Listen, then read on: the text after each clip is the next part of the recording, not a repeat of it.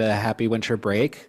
This is the first meeting of 2024, and we will go ahead and get started. So we will begin with administrative business, the consent agenda.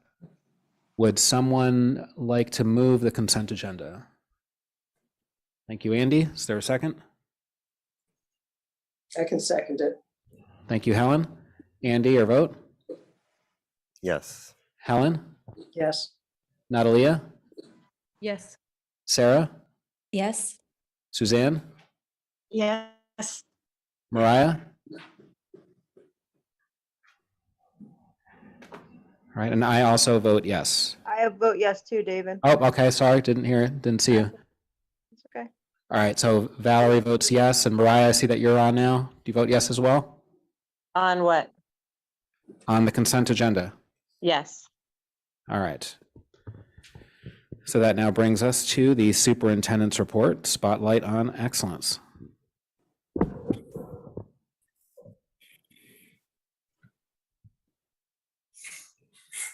Not good to see.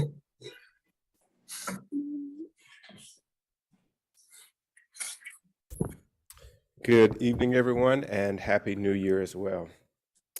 We'll jump right into our superintendent's report tonight, share some community highlights, superintendent school visits, important dates, and then most importantly, our spotlight on excellence. Kindergarten registration, support sessions. The Office of Registration and Enrollment will be holding the 2024-25 kindergarten registration support sessions in the coming weeks. These sessions will allow incoming kindergarten parents to have their questions answered, check their documentation, and will provide computers for those who may not otherwise have access. These sessions will ensure a smooth registration process for our incoming families. And so Wednesday, there was one yesterday, Wednesday, January 3rd at Lynch. We have one that's was today at Beacon. We have one tomorrow at Putterham, Clark Road on Tuesday, January 9th. And then we have some sessions Monday, January 8th, Wednesday, January 10th, as well as Thursday, January 11th. And so, again, these are the kindergarten registration process sessions. The BEF grant, we want to thank the BEF for their continued support of our Brookline educators. The BEF teacher and collaborative grants are available to pre-K through 12th grade teachers, curriculum specialists, curriculum coordinators, and administrators. The BEF will be offering grant information sessions on January 10th and 18th for teachers to learn more about applying for the grants to support their excellent work in our classrooms. So we have a session Wednesday, January 10th from 3:15 to 4:15 at the Runkle School Library. Thursday, January 18th from 3:15 to 4:15 at Lincoln School Library. Superintendent school visits. I had a big run at the end of December there, and upcoming, we start again in 2 weeks visiting, making my rounds, checking in on schools. So Beep, Hayes, Baker, Lawrence, BHS, as well as Lincoln are on the horizon. Important dates. Our upcoming holiday break is January 15th, and schools in the district will be closed for Martin Luther King's birthday. Now we get to our spotlight on excellence. This evening, we shine the spotlight on excellence on the Hayes School Soapbox Derby. The Soapbox Derby is the Hayes School's answer to the Red Bulls Soapbox Derby. Teams work for weeks to design and build their unique Soapbox Derby racers. We are happy to have Matt Durant, Kirtan Patel, fourth graders Bathsheba and Samicha Essian, third graders Mimi Mago and Kaudusi Ayala from the Hayes School with us this evening. I'll turn the mic over to the Hayes team to take it from here so that we may learn more about this exciting and innovative program. Thank you. Thank you. Is Kirtan here to say a word before we get going? Okay, we'll jump right in. Let me just say Thank you very much. It's an honor to be here with you speaking tonight about our soapbox derby races. My name is Matt Durant, and I'm the education technology specialist over at the Roland Hayes School. And although the main goal of my work is to work with teachers and students to integrate technology into the curriculum in effective ways, I also run the makerspace there, where teachers and students work on project-based STEAMS projects. This fall, my colleague Matt Picard and I ran a soapbox derby class through the Roland Hayes After School Activities Program. We had 10 students who engineered, designed, and made soapbox carts that they then raced at breakneck speeds down the school's hill. We're here tonight with 4 of our students to tell you about our successful program.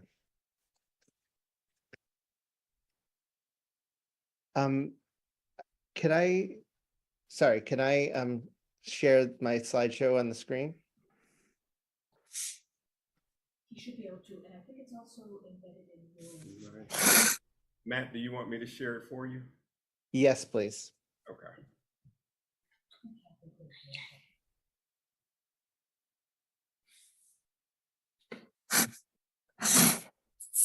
Great, thank you. So we started the program, students began by capturing their collaborative ideas and designing and engineering their racers. They used power tools and hand tools as they worked together to build the racers. I'm not sure if Caducee's here yet. We didn't think we were starting until 6:10, but when he's able to join us. Oh, thank you, Caducee. Speak about building the racers.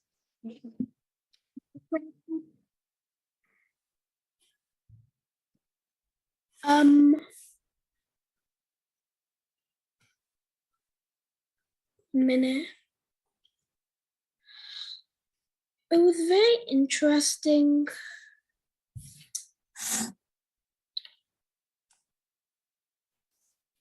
It was mostly made out of wood and Yeah.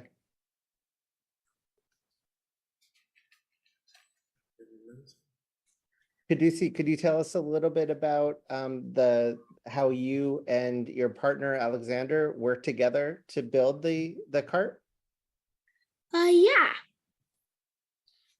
Please do. We took turns doing it and we took turns cutting and drilling and yeah. Great. And you at one point you made a seat for your cart that had a really cool design on it. Can you tell us about that? Yeah. We cut it off, then we painted it into a bat. Cool. If you go to the next slide, Dr. Guillory, I think we'll be able to see Caducee's work. Definitely, thank you. Caducee, is there anything else that you wanted to add? No, not really. Okay, thank you. Could you please go to the next slide? Our students, once the racers were made, the basics were made, our students really focused on making them look good with cool designs and paintings. Caducee mentioned the bat on his cart that you can see down in the lower right-hand corner. But you'll see right on the lower left-hand corner, Mimi, her team had a lightning mobile on theirs. And up in the top middle, you see Simka and Batsheva's cart with it's a pickup truck with a sauna in the back. They'll tell you more about that in a moment. But students also made it safer by attaching some padding to their seats. Batsheva, could you tell us a little bit more about the designing some cool things on your cart? Sure. So, good evening. My name is Batsheva, and I'm a 4th grade student at Hayes Elementary School. I was excited to hear that our group from the Soapbox Derby HACEP class would get to talk tonight about our experience in this cool creative class. I want to share a little bit about building the car. About building the car, building of the cars in race day. Though I joined the class in a week late, my partner and I, with help from the teachers, had to think creatively about how to connect the body of the car together. Since there were no more big pieces, we had to use some smaller pieces and screw them together with big bolts and some screws to make larger pieces of wood that turned into the base of the car. I have used some power tools at home, but it was cool to use them at school. I also like adding special designs and fun creations, such as foam for the back seat and bottom. The foam made it look cool, comfy, and gave it a nice style. When I started the class, I was worried that we wouldn't have enough time to build the car and decorate it. But thankfully, my partner, who is my brother, was very experienced with tools and we worked well together. We were ready to race with everyone and had a chance to do practice runs for a few classes before the big day. Mr. Picard and Mr. Durant were both very helpful, and since they were very strong, they helped us carry it through the doorways, which was very important. I also like the ideas they gave us as we customized the car. Thank you, Batsheva.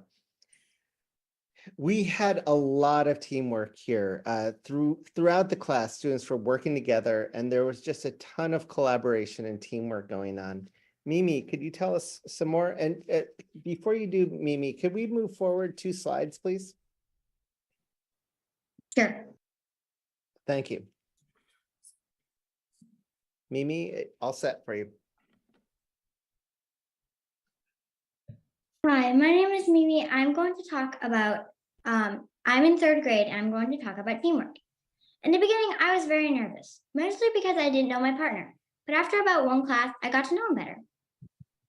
We were really good at supporting each other during the race. We were also good at listening to each other. And we would talk about our ideas. If one of us had an idea, we would talk about it. We would talk about if it was reasonable and if it was a good idea. During the race, if one of us crashed or fell off the cart, the other one would be there to help. I'm glad I had a partner, because it definitely would have taken me a long time if I did it alone. Because I had a partner, it came out better than I imagined, and I had fun racing it. Thank you. Thank you, Mimi. Could we please move to the next slide?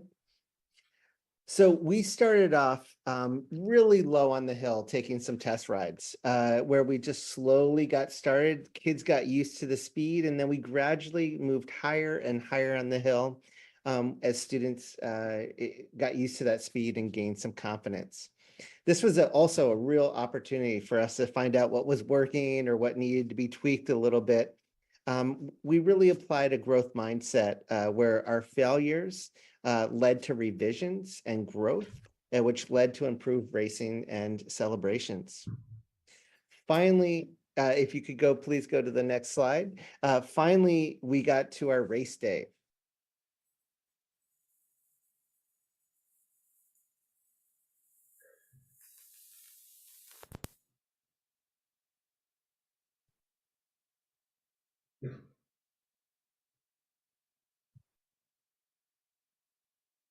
Thank you. What you could see there is that we had well, I don't know if you could see it, but we had a huge crowd out there. The crowd was full of students, parents, grandparents, and dignitaries like Dr. Sebelius and Dr. Guillory. Unfortunately, we didn't hear the sound, but if we did, I think you'd hear Dr. Guillory cheering the loudest from the crowd. Next, we ran a series of tournaments, and Simca wanted to tell you about our tournament style races. Good evening. My name is Simcha, and I am a 4th grade student who participated in the Soapbox Derby class. I was excited to hear that our group from HACEP will get to talk tonight about our experiences. Race day was a highlight for me. I was nervous but also excited.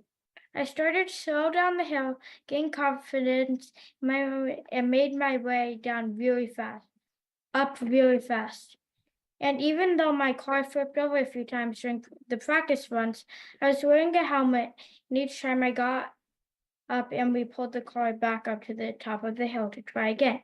I like the tournament style with multiple heats and positions on the hill. I also got extended day program, and it was nice to have my friends from extended day come to cheer me on and watch. This class gave me the chance to use my knowledge of building and tools at school, which was cool. I like getting the time in the maker space to Mr. Duran, Mr. Picard. Thank you. Thank you, Simca. Finally, in these last two slides, you're going to see that we had some agonizing defeats, but also some jubilant celebrations.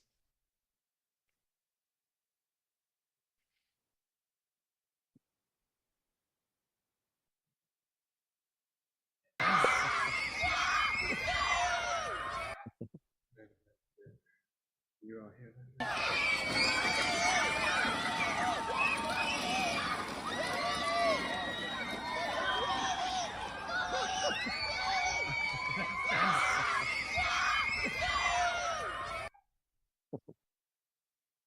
Thank you. And thank you for the students coming out. Thank you for the opportunity to present.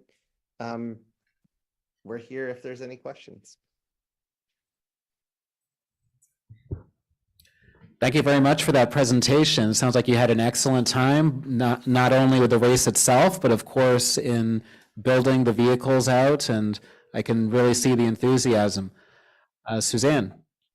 Yes, thank you for this. Congratulations on work well done.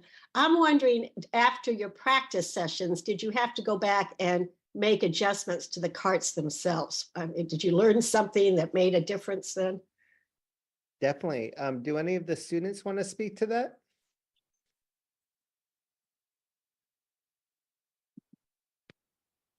Sure.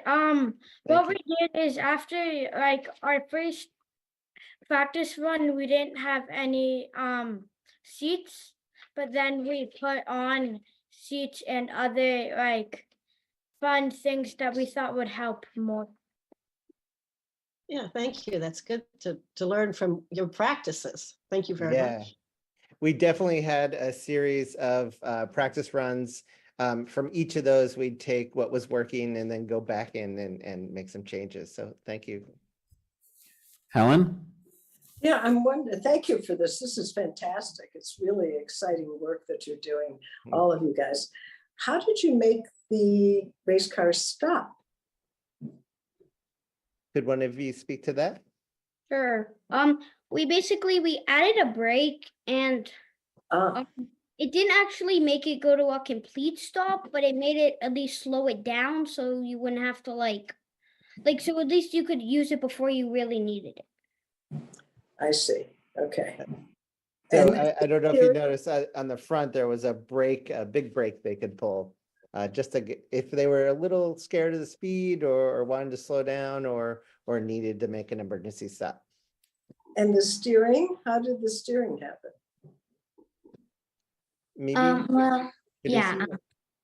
see? Well, we had to drill some like little PC things into on top of the brakes, which we had to make the front wheels be able to turn so we could use the steering to, yeah. Thank Could you you. see, did you want to add to that? You kind of like tie them onto the U-bolts that you attach the wheels onto.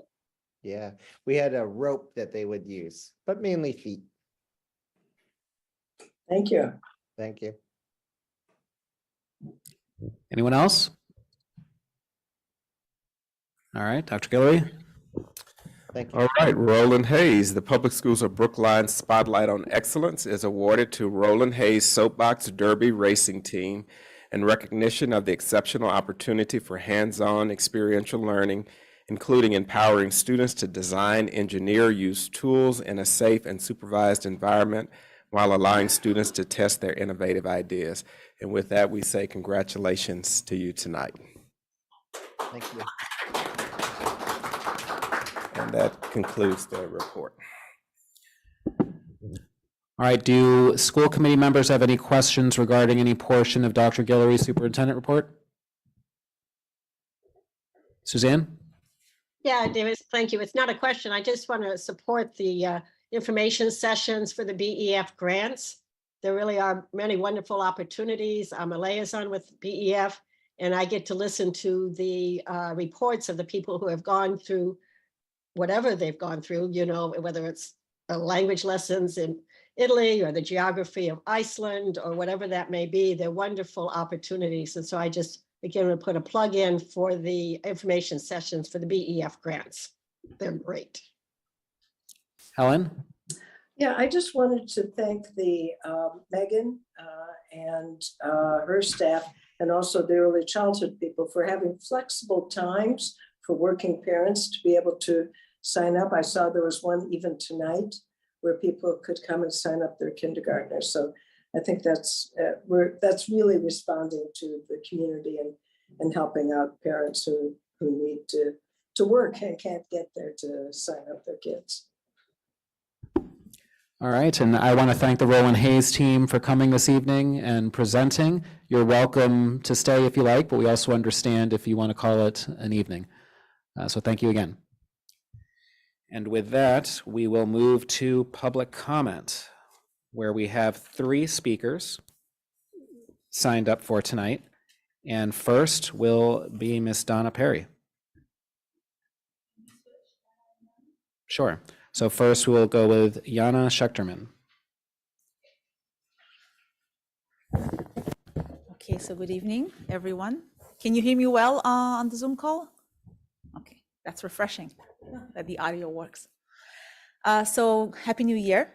So today I wanted to bring your attention to a community dynamic that deeply troubles me. When parents of Jewish and Israeli students, when we reached out to the BHS administration after the incident of the Day of Ration Recognition on December 6th, which left many students feeling betrayed, unprotected, and isolated, our concerns were met with a lecture on the importance of free speech right here in this room by no others than other Brookline parents. For more than 3 months, we have been advocating for the training of school staff on how to create an inclusive environment for Jewish and Israeli kids. We are now collaborating with Claire Galloway-Jones and with Christina Hernandez from the Office of Educational Equity. We're working with Anthony Myers on the BHS leadership on providing more social emotional support for our students. We are going to have listening session next week with the school administration. And this is actually a great opportunity to thank the district leadership and the BHS leadership for their efforts and their work with orchestrating all these wonderful action items. And despite these efforts and progress, some parents in the community continue to tell this committee that what we actually mean is to limit the freedom of speech in Brookline. I find it so offensive that when expressing feelings of unprotection and harassment, we were subjected to a discourse on free speech. Can you think about any other group of parents requesting a safe learning environment for their children, free from harassment and discrimination, be lectured by a fellow parents that the right to free speech is more important than their psychological safety? Can you even imagine other parents standing here in front of this committee saying free speech is more important than the safety of your children? Can you even imagine someone saying that to the LGBTQ students, to Black and brown students, to women, female students? It's never happened, only happens with Jewish students. And that's really disconcerting. We are promoting a safe environment for everyone. We want the schools to be an inclusive place that people feel safe there, psychologically safe there. And we're not seeking to stifle free speech. We're working towards fostering an environment where all students can feel safe, supported, and respected. And I really hope that we can overcome this moment and not use our own children as pawns in this political battle. Thank you very much. Thank you, Ms. Schechterman. Next, we have Ms. Donna Perry.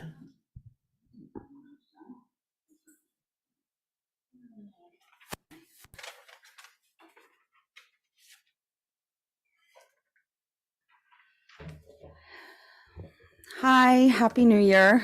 I hope that the start of 2024 has been kind to everyone.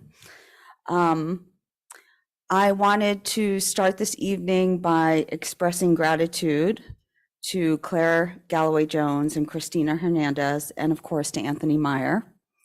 Over the past couple of weeks, they've worked to develop opportunities for much needed dialogue with parents and caregivers in the BHS community. I think Yana just mentioned that they're organizing a session for Jewish parents next week, and I understand there's also a session that's being coordinated with Muslim parents as well, or parents or Arab parents. I think that recognition that being heard and feeling heard is an incredibly important step in developing a shared path is very much appreciated. I think it's long overdue. And I also want to say that as someone who works really hard to understand the different perspectives that folks bring to difficult conversations, I really do believe that dialogue is our kryptonite, and that silence or a lack of dialogue creates a vacuum that is often filled with assumptions, misinformation, and of course, other dangerous elements. We didn't coordinate our comments, but I also wanted to stand here and talk about the aftermath of the Doors event, which in the history of BHS over the past 8 years or so has been an incredibly significant event and an opportunity for students to share with their community what their lived experiences are. And on December 14th, we stood here in this room at school committee and listened to many folks talking about the Doors event. The assumption was made in a lot of their comments that people like me were upset and attempting to silence criticism of Israel. And I also want to reiterate that is not the case at all. In fact, most Israelis are critical of the state of Israel and the policies of Netanyahu. So I don't think there's any attempt at minimizing free speech. I'm not so upset that people jump to that conclusion, I suppose, but I am upset that nobody asked us why. Nobody came to me and asked me why I was so frustrated or why I was so upset or taken aback by that particular speaker. Nobody asked the students who cried in the bathroom why they cried. No one has asked them. Nobody asked the teachers who broke down in front of their students and were humiliated by that why. No one has asked them. No one in the administration has asked them. I'm not sure that anybody in this room has asked them. I'm quite sure that no parents, other than maybe a few of us, have asked them. And instead, a lot of assumptions were made. And I want to go back to this idea of a vacuum that's created when you don't communicate information. I think that was another misstep on the part of the administration and the leadership not to explain why folks were complaining or why maybe it was troubling. And I know, Betsy, I'm on time. But I do want to say just one sort of more hopeful thing, I think. I just came back from Israel. And when I was there, I had the opportunity to meet a young man in his 30s from East Jerusalem, a Palestinian man. He owns a venue that is a shared art space for Israelis and Palestinians. I asked him how he was feeling, and he told me that he was feeling hopeless. And I asked him why, and I listened. And then he asked me how I was feeling, and I told him that I was feeling hopeless too. And we ended up talking for a long time, and we didn't agree on everything. There were actually quite a few things we didn't agree on, and I couldn't understand certain things from his perspective, and you couldn't understand things from mine. But the truth is, we didn't have to. We found enough common ground in how we were feeling. And that was enough. And at the end of the night, I left. We gave each other a big hug, and we promised that we would be the hope for one another. I said this before, but there's enough sadness in this world for everybody. I think we all know that by now. But whether there is enough compassion is another question, and I think that's one we'll have to really ask ourselves. Thank you. Next, we have Ruvi Kitov. Hi, thank you. My name is Ruvi Kitov. I'm the parent of a senior at Brookline High School. On December 9th, the Massachusetts Teachers Association's Board of Directors approved a motion to join in solidarity with other labor unions across America in a call for a ceasefire in the war between Hamas and Israel. The MTA statement said they will urge the president of the National Education Association to, quote, pressure President Biden to stop funding and sending weapons in support of the Netanyahu government's genocidal war on the Palestinians in Gaza. In my opinion, teachers' unions should steer clear from making statements on anything that is not directly related to education, especially on sensitive or divisive topics. But we're not living in normal times, and unfortunately, the MTA decided to issue this myopic, one-sided, and uninformed statement. 3 days later, on December 12th, the Newton Teachers Association released a response to the MTA statement. Quote, the Newton Teachers Association unequivocally disassociates itself from the statement, and in particular, from its anti-Semitic dog whistling. The statement fails completely to hold in mind the atrocities against Israelis on October 7th, the complexity of the situation, and the trauma, pain, and fallout that Israeli, American, and international Jewish communities are experiencing, end quote. I applaud the backbone and moral clarity of the Newton Teachers Association. And I wonder, where is the Brookline Educators Union? The silence of the Brookline Educators Union on the statement issued by the MTA is deafening. Shame on you, BEU. And you may ask yourself, why is this relevant for the school committee? It's relevant because the moral confusion that is gripping many in college campuses has spread to our public schools as well. We saw what happened at BHS on December 6th during the Day of Racial Reform and Solidarity, when a student compared the actions of the Israeli army to the genocide that took place in the Balkans in the 1990s. We saw the applause following the speech, and we saw the lack of action or comments by the faculty following that speech.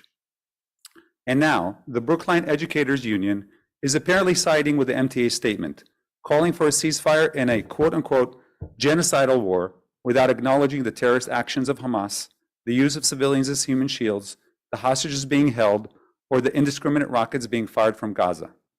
I'm afraid the moral confusion we see on college campuses is deeply embedded in our public schools as well, which means we have a lot of work to do in order to fix this.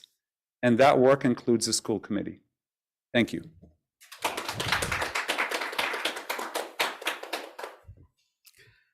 All right, that concludes public comment for this evening. Thank you very much to our three speakers for contributing. We will now move to our next agenda item, which is a presentation on the Steps to Success program with Sophia Williams-Lewis and Nia Jacobs.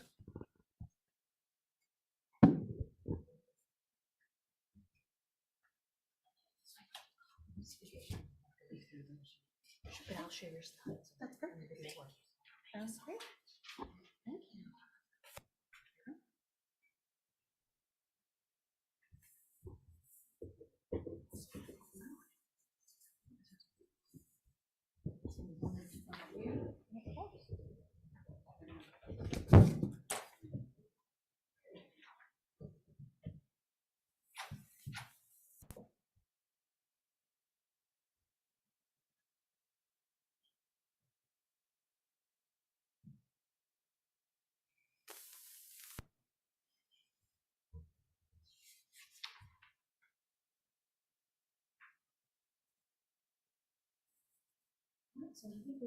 you. Thank you. Good evening, everyone. My name is Sophia Williams-Lewis. Good evening and Happy New Year. My name is Nia Jacobs. And tonight we're going to present on the progress that we have made as a program for Steps to Success. As you all may or may not know, I have been in my role now, this is my third school year, and I want to proudly point out that Nia has been here since July, and together we've made a lot of accomplishments. So I wanted to highlight Nia's success as well.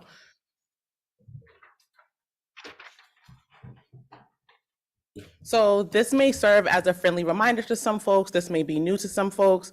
The Steps to Success program works with students that are enrolled in the public schools of Brookline, that are Brookline residents, that are low income. Our goal for the program is to support young people on their ambitions, maximize their life choices, and as an end result, we start to see some socioeconomic mobility. Next slide, please. And so also, as many of you may know, but for those listening who may not, Steps to Success actually is a partnership between 3 different organizations. And so as Sophia said, I became the executive director of the independent nonprofit side just this last summer. And I have to say that part of what drew me to the position was the fact that Steps to Success recognizes that the work of really effectively serving Brookline students from low-income families would be best done in conjunction between the independent nonprofit, powerful partnership with the school-based programming that Sophia leads, and also our partnership with BHA. And so I also want to mention Michael Alperin and Danielle Mendola, who are also great partners in our work of providing these wraparound services that are going to help close the opportunity gap here in Brookline. Next slide, please.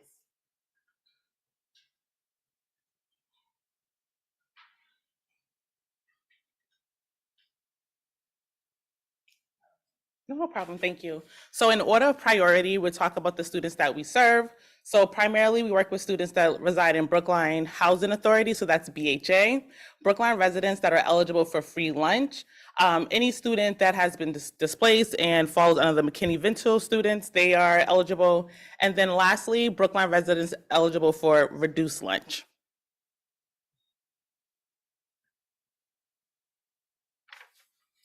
So I just want to briefly share some demographics about our enrollment. Brookline High School, there's 131 students. We also have 3 advisors that work at Brookline High School as well. We are primarily have our largest population at the Ridley School and the Lincoln School. That is due to the proximity of the school and the Brookline Housing Authority. We have the Lawrence School and the Pierce School. And at the bottom, you'll see Hayes, Driscoll, and Runkle School with the smallest enrollment number. Those students live in Brookline Public Housing Authority, and they are typically in a special program at either the Hayes, Driscoll, or Runkle School. I also want to highlight, you see that for the high school, 81% of the students that are in the program are eligible for free lunch. There are some students that are Brookline Housing residents that are eligible for reduced lunch as well. So that's why you don't see like 100% of the students are eligible for free lunch. Primarily the students that we do serve are students of color, but I do want to remind folks that there are people who do not identify as a person of color that are considered low income in Brookline. In addition to that, 61% of the students do live in Brookline housing, but that does not include students and families that are eligible for a Section 8 voucher. Next slide, please. Sophia, can you restate that last point you made? Sorry, which the 61%? Yes. So 61% of the students enrolled in our program, based on the information that I have in Aspen X2, are residents of Brookline housing. In X2, it does not capture students that have Section 8 vouchers. Section 8 vouchers are still part of the Brookline housing system, but it's for, I don't know the reason, but it's not captured in X2. So there are students that may not live in housing, and their parents or their caregivers are renting from like private landlords. Go ahead, Andy. Just a question. Is it the case that any student who meets certain eligibility criteria and who is interested in participating can participate, or do you have to turn some people away who would like to be in the program? So I can answer that, and we can also dive into that a little bit deeper as well. But the answer, in short, is yes. In order to be intentional about the work that we do have a maximum caseload for the advisors at 50 to 52. And of course, at like the Ridley School, you see that there's 49 students already enrolled. So there can be students that are on a wait list. Next slide, please. So I want to talk about what's happening at Brookline High School. When I first arrived about 3 years ago in my position, there were a lot of things that were dismantled due to the change in leadership. The pandemic has disrupted a lot of the services that were happening at the high school. So what we have focused on is a lot of the social emotional supports. I can proudly say that we have a partnership with the Child and Family Wellness Center, a 3-year partnership with them. We have a master social worker and a therapeutic mentor that comes into Brookline High School twice a week to meet with about 10 to 12 students to provide in-school services for them. And in addition to in-school services, there's also in-home therapy. And what I think was like most proud about this is there's not any disruption of services because they're an outside provider. So with like a school-based social worker, if school is not in session, then students are not meeting with their social worker or their clinician. So this is a 12-month partnership with them. In addition to that, we have a Steps to Success tutorial. Students were identified for the tutorial based on our meetings that we had with the 8th grade teams before they got to the high school, and also based on their transcript from 9th grade. We have a strong but small, mighty group, 6 students, 1 teacher, Professor Connor. I want to give her a shout out because she's doing a great work with keeping our young people on track and collaborating with the advisors, administration, families, and students. We have a focus on literacy at the time because students do need to pass 4 years of English and the MCAS to graduate from Brookline High School. And based on like their Q1 transcript, everyone has passed English and they're on track to pass Q2 as well. We were intentional designing affinity groups for young people. We have youth enrichment services that services young people that identify as a young man or align their visions with young men as well. And then we have 2 groups for young women as well, the Joy Project and supporting cultural identity programs. Next slide, please. So certainly, again, in reference to the idea that the partnership is part of what allows us to so effectively serve students, also on the nonprofit side, we've also been really deeply focused on what it looks like to increase our level of high school engagement and programming. It's something that I heard loud and clear when I was interviewing. And so as I set my priorities for the fall, really making sure that Sophia and I were working together, looking at all grade levels, but specifically at 9 through 12 was a real focus for us over the summer and continues to be so this fall. First and foremost, we wanted to make sure that we were really thinking about what it looks like to balance programmatic oversight. There's been extensive work done over the past several years on elementary and middle school programming, making sure that the continuum of student growth and of programming in those years really effectively leads to high school engagement. And the same level of work and attention clearly needed to be done in terms of thinking about then that 8-year span from high school, of course, then leading on to CSI, which is our College Success Initiative. And so ultimately what we were able to do on the nonprofit side was actually create 2 new roles. So one is a director of high school, college, and career success programs.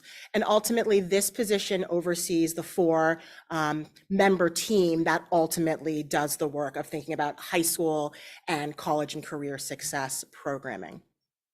The additional new role is the assistant director of the College Success Initiative. So in this role, this assistant director is focused, along with the 3rd member of the team, the College Success Advisor, on doing the one-to-one support and mentorship that exists for BHS students once they enter college to make sure that they graduate, as has been the case really for the 20 years that STEPS has been in existence, graduate at rates that far exceed the national average for low-income first-generation college students, and also with less financial debt. We wanted to make sure that work continued, but also be able to think more critically and responsively to what then needs to happen at the high school level in the years leading up to college enrollment. So thinking about what it means to create clear post-secondary success plans, to make sure that you're thinking critically about also what career success looks like, which I'll come to in a moment. And ultimately, this is work that had been happening really effectively at the high school, but we knew that particularly as we think about what the pandemic revealed to us about student needs and what really drives student engagement, that there was even more that we could do to design programs, implement programs, and sustain the types of programs that would be most enriching academically, social, emotionally, and in terms of community-based sense of belonging for our high school students. And sort of as an example of that specific piece, the photo that you see here is from when Sophia and I in the end of November, along with, I think, speaking to this idea of community, along with STEP's graduates, so BHS students who had gone on to college, one of whom graduated last year, some of whom had graduated 6 or 7 years ago, and a Steps Success alum who is a teacher at Brookline High School. We took 14 students to the Bruins game. And this was because of a new community partnership, another area of growth for us at the high school with the Highland Street Foundation. But for many of our students, this was their first time in Boston Garden. And part of the reason why this feels so important to me, this lovely, joyful evening of sports. There were 3 fights on the ice lap that night that thrilled many of us that were there. But it's the idea that it may not seem as if something like going to a Bruins game then has implications for your Q1 English grade, but it does, right? We all know that the research shows that young people who feel a sense of belonging, engage with their community, with their peers, who see clearly who their adult mentors are and know how to engage with them, those are the students that have the strongest academic and educational outcomes. And so again, that speaks to the real partnership, I think, between STEPS Inc. and PSB and how we're trying to look at every angle about what it means to make sure that we're helping students on clear pathways to success. But additionally, the 4th role that we have at Brookline High School is a high school pathways manager. And so as I mentioned before, we're also thinking about what career success looks like, both for students who may head straight into careers in terms of what post-secondary success looks like for them, or for those who may go on to careers once they graduate from college. We all know that making sure that you are building the types of career readiness skills that you'll need to be most successful whenever you enter your career field are best built in high school, and frankly before high school, and we're looking to think about what it means to scale a lot of this programming down as well. But having these new roles at the high school, along with a family engagement coordinator who's not just at the high school, but who we've also brought on this fall to make sure that ultimately we're doing the best that we can to make sure that we're addressing the needs of students and parents and caregivers.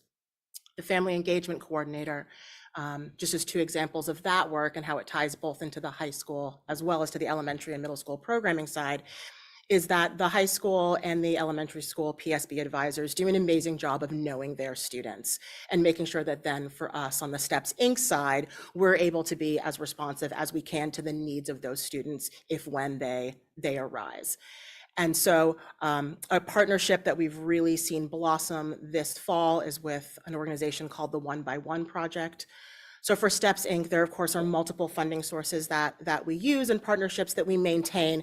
This one is different specifically in the fact that they are designed as an organization to specifically fund when organizations like ours have find that there are needs that students and parents and caregivers have that are, as they put it, off mission. That for us, maybe we're outside of what would seem to be the direct scope of either in-school work or after school, outside of school time programming, as we look at on the Inc. side.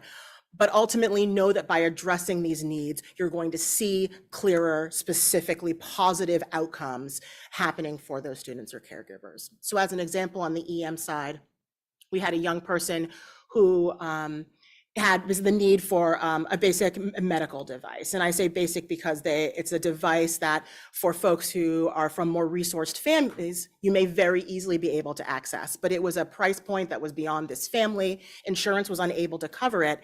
And it meant that without the access to this device, this young person was missing instructional time in school. And then also, of course, if they were not in school, also not coming to afternoon enrichment programming as well.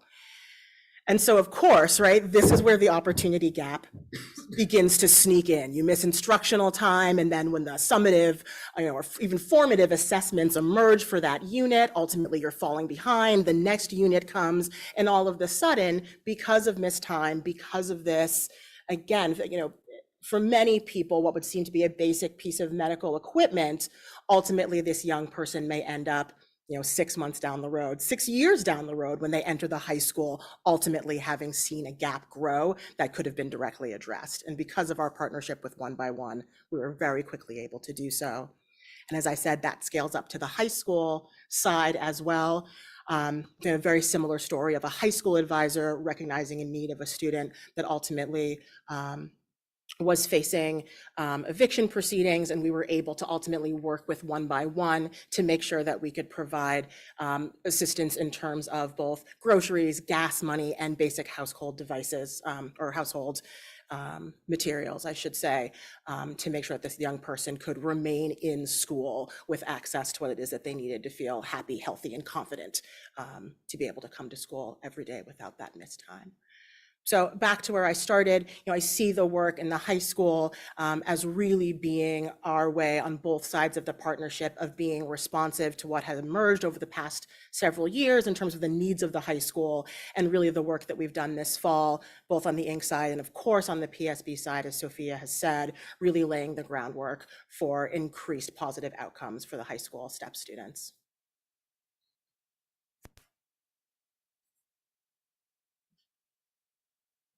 If I can just say, Nia did not share that the green line was down when we went to the garden.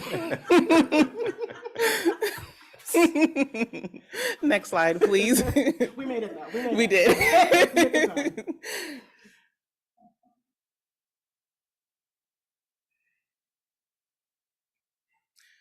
So now that we are working towards making sure all these social emotional supports are in place, our vision as a team at the high school and at the 3rd through 8th grade team is focusing on what we call the 9th grade experience.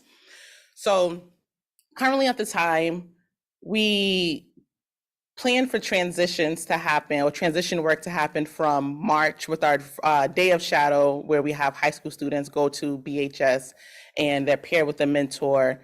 And then the last event is May, where we have our high school students, our rising 9th graders come to the high school to meet with the administration team.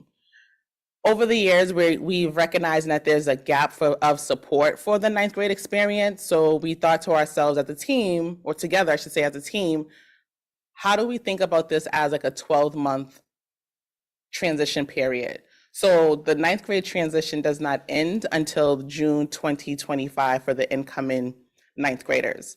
So as you can see here is a brief of a timeline of events. So we're starting our work now, meeting with families, meeting with our 8th graders individually at the K through 8 schools.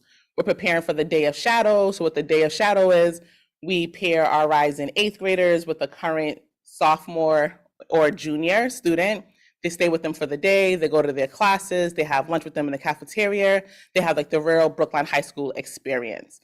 In April, we have a conversation and lots of workshops with them, putting them together as a community, because these students are coming from 4 different schools, sometimes 5, to talk about the importance of 9th grade. I don't know where young people learn or hear this, but 9th grade is not important. You have 10th through 12th to figure it out. But there are so many students, unfortunately, that have to learn the hard way. So we're trying to end that. So we're talking about credits early on in the 8th grade. How many credits do you need to graduate from Brookline High School?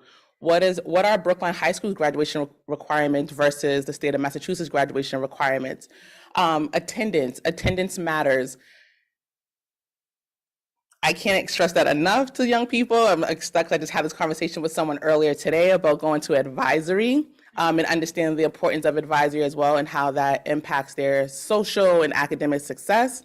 The panel discussions, we invite Brookline High School administrators that are on the 9th grade team to come and talk to the 9th graders so they can get to know them before they get to Brookline High School.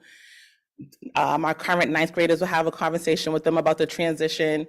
And in honor of Mental Health Awareness Month, Matt Dubois does a presentation of how do you prepare for your high school experience and maintain your mental health, and how do you find your support people with that. And then also in May, while we're doing the work with the students, we're also collaborating with the 8th grade teams. So Brookline High School advisors will go into 8th grade collaboration teams, and we design a success plan for each student. So we talk about the students' successes, we talk about the students, some of their challenges, we create the plan, we share the plan with the administration team, and also have the advisors write what I like to call like a letter to all of those, the teachers of the 9th graders as well. So for an example, it would be like, you know, this is Sophia. Sophia does really well in her English classes. She needs lots of support in math. However, she is shy. She doesn't like to be called on. So can you please let her know in advance before you call on her, giving the teachers like a little bit of like a background story of the student that they're going to get to know for the first time. And what's going to be new this year for us, on Fridays, we'll be having workshops called Social Success. So what we've noticed, like the high school advisors visit the K-8 schools from March to May, and then in the summer, there's this gap. And then once the students come back to Brookline High School, it's almost as if they don't know the advisors anymore. So we're being really intentional. Summer Connections, Steps Inc., the nonprofit, hosted Summer Connections where they have students Monday through Thursdays. It will now be a requirement for our 8th graders to participate on our Friday social success workshops. Some of the topics that we're planning and coming up with is how do you have healthy relationships with your peers, your teachers, romantic relationships if that comes up. Also social media awareness, that has been a really big thing that we've been talking about together as a team. How do you use social media adequately? And then the last thing is the 9th grade transition as a whole. Currently what happens is we have so many of our young people that are in the calculus project, and by the time they get to the high school, unfortunately that number does dip. We want to make sure that we keep that number strong and tight so that our students are doing successfully in their math courses, and continue to have access to the social emotional programs that we're putting in place. Next slide, please. So just to pivot to our after school programs at the third through 8th. So this year, I would say this is a huge achievement. We were able to successfully hire staff for the 3 after school programs and enroll all of our students as well in those programs at the start of the school year. I have to give a huge shout out to the Steps Inc. team and also for the advisors for like their endless work that they do over the summer to make sure that the families are engaged and have everything that they need to start at the beginning of the school year. So again, like Nia has said, like a medical device if possible or necessary. If students, something as like glasses that students may need, like the advisors do a lot of work connecting with the families over the summer to make sure that we're all set for that. As you can see, there's a wait list at the Lawrence Pierce AHU program. In years past, maybe 4 or 5 years ago, those used to be 2 separate programs. They're now combined into one program at the Lawrence School.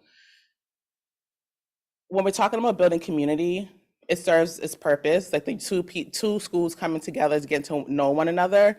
But when we're talking about access to resources, it does our students a disservice. So last year, or 2 school years ago, the Lawrence Pierce after school program met at the Pierce School. So that means that the Pierce students had access to their teachers after school and can plan to meet with their teachers. Same things that we hope to see modeled at the high school. Now, currently we're at the Lawrence School. So the Lawrence students have access to their teachers after school, but the Pierce students do not. And if the Pierce students do decide to stay after school at the Pierce School, then they miss out on enrichment time or getting to build that bond, community bond. So in order to alleviate that wait list, ideally, it would be great to have 2 separate programs. Once again, the Lawrence Pierce a Lawrence program and a Pierce program. And as for Ridley, Ridley is again one of our larger schools with 49 students enrolled. We only have the capacity right now for 16 students. So if we're able to increase our budget in order to hire additional staff after school, we can alleviate the wait list as well at the Ridley School. Next slide, please.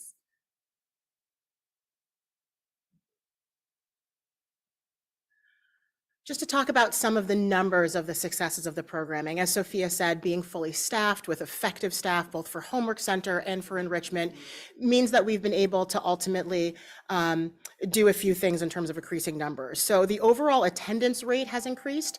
In the fall of 2022, it was just under 70% attendance for students that were enrolled in the programming, and we actually are at 91% in terms of the data that we just collected. Programs ended the week that that last week of school, heading into winter recess.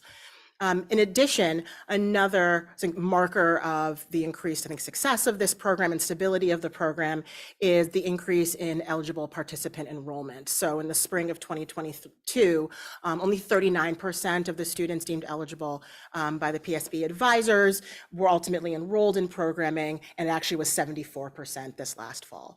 And as Sophia said, certainly being able to expand programming would help us be able to further increase that number.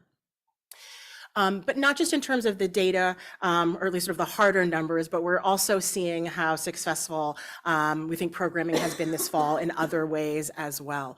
As you'll see in a moment in terms of our focuses for this year, certainly thinking about not just STEM programming, but STEAM programming, how it is that arts engagement also can tie into these powerful subject areas in terms of thinking about building problem-solving skills, capacity for communication, as well as other really key academic skills.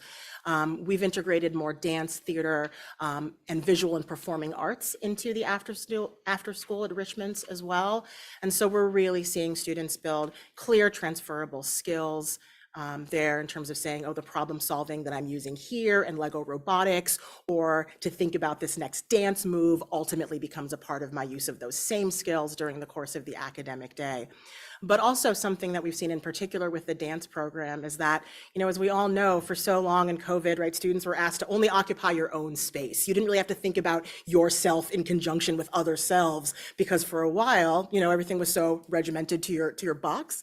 And so ultimately having students really engage in a program that says, nope, think about how your body is going to move next to and with and in conjunction with someone else, we also feel is a really clear transferable skills to them thinking about how it is that you would do that during the course of your academic day as well. And also, it's just been great to see lovely, enthusiastic, smiling kids, both during the week itself when they're a part of programming, but also we were able to run family nights the last week of programming, where parents and caregivers were invited in to see their young people perform, to see the photos that they took, to see how it is that they engaged with Lego robotics, and ultimately have a sense of the work that their young people were doing. The other thing that we wanted to highlight is that the integration of third graders into the AHU programming, really has helped foster some really lovely natural connections between the third graders and the fourth and fifth graders that are a part of that programming. It's increasing the engagement of both the younger students and the older students in the programming itself. I think students might really like feeling like you're the older person in the space. You have something to give back to the younger folks around you. And so that idea of what it means for engagement on both sides, and already the growth of mentorship and community skills coming from the older students in the program feels positive. Near the third graders, that was added this school year? Last school year was that new ad. And so you're already seeing a difference that's making.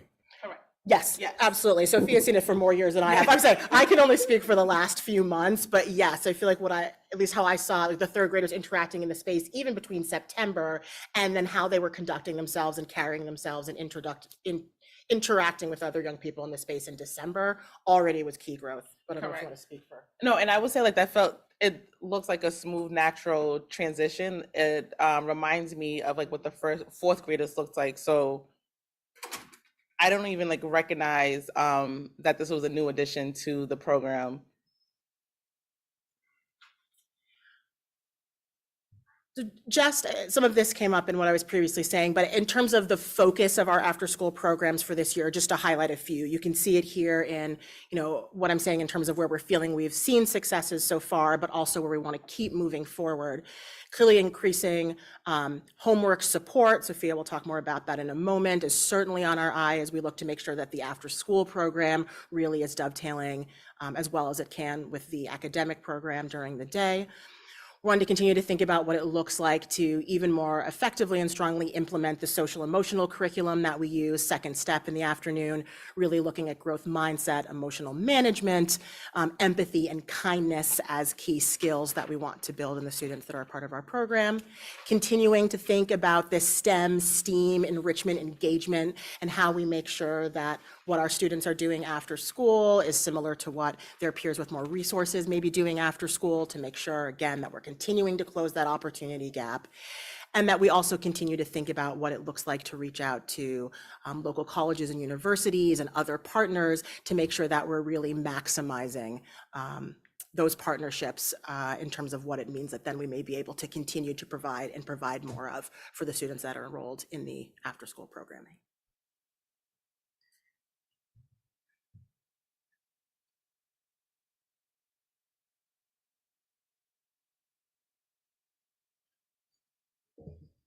Thank you, Nia. So one other, I would say, ask for the after-school programs and the homework support is thinking about literacy and math support for our young people. Overall, 54% of the students in Steps to Success 3rd through 8th have an IEP. And if folks are familiar with an IEP, you know that there are individual goals for each student. The homework center time is an hour that the young people come in and they get to work on their homework assignments. And for some students, their teachers do ask of specific things that they should be working on. We would see a change, especially at the high school and preparing students for the high school, if we had a literacy specialist and a math specialist for our young people. The group leaders do a phenomenal job working with young people and their homework. But based on my observation, depending on your group leader and your assistant group leader in the homework centers is the focus point of like the subject. It depends on the subject. So for an example, at one of the schools, the Lawrence Pierce AHU program, the group leaders are strong in math, have strong math skills. So if you walk into a homework center during homework center time at the Lawrence Pierce AHU, you'll see a lot of the students working on math. If you walk into a Ridley School program, the group leader there and assistant group leaders there have a strong foundation when it comes to the English and the social emotional support with the students. So those students have a lot of practice with literacy. When we're thinking about equity and preparing students for the high school or just preparing them for the next grade level, because I'm at the Lawrence or Pierce School does not mean that I should not have the same access to literary support as the Ridley students and vice versa. So if we were able to have a literacy specialist or a math specialist who was able to rotate amongst the 3 schools to provide that type of support, direct support for students, we'll see an increase in like the students' academic, their MCAS scores, and ultimately prepare them for BHS and after BHS. Next slide, please.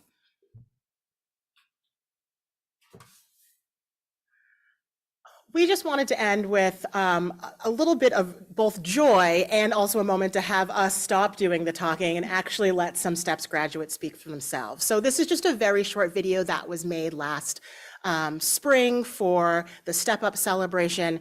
And so you'll see, as the title says, what it actually looks like to live out this mission. You know, all of these pieces that Sophia and I have spoken to you about tonight, the pride that we have in the work that's been done, our hopes in terms of the work that we'll continue to do. We're doing it in service of stories like the ones you'll hear in just a moment.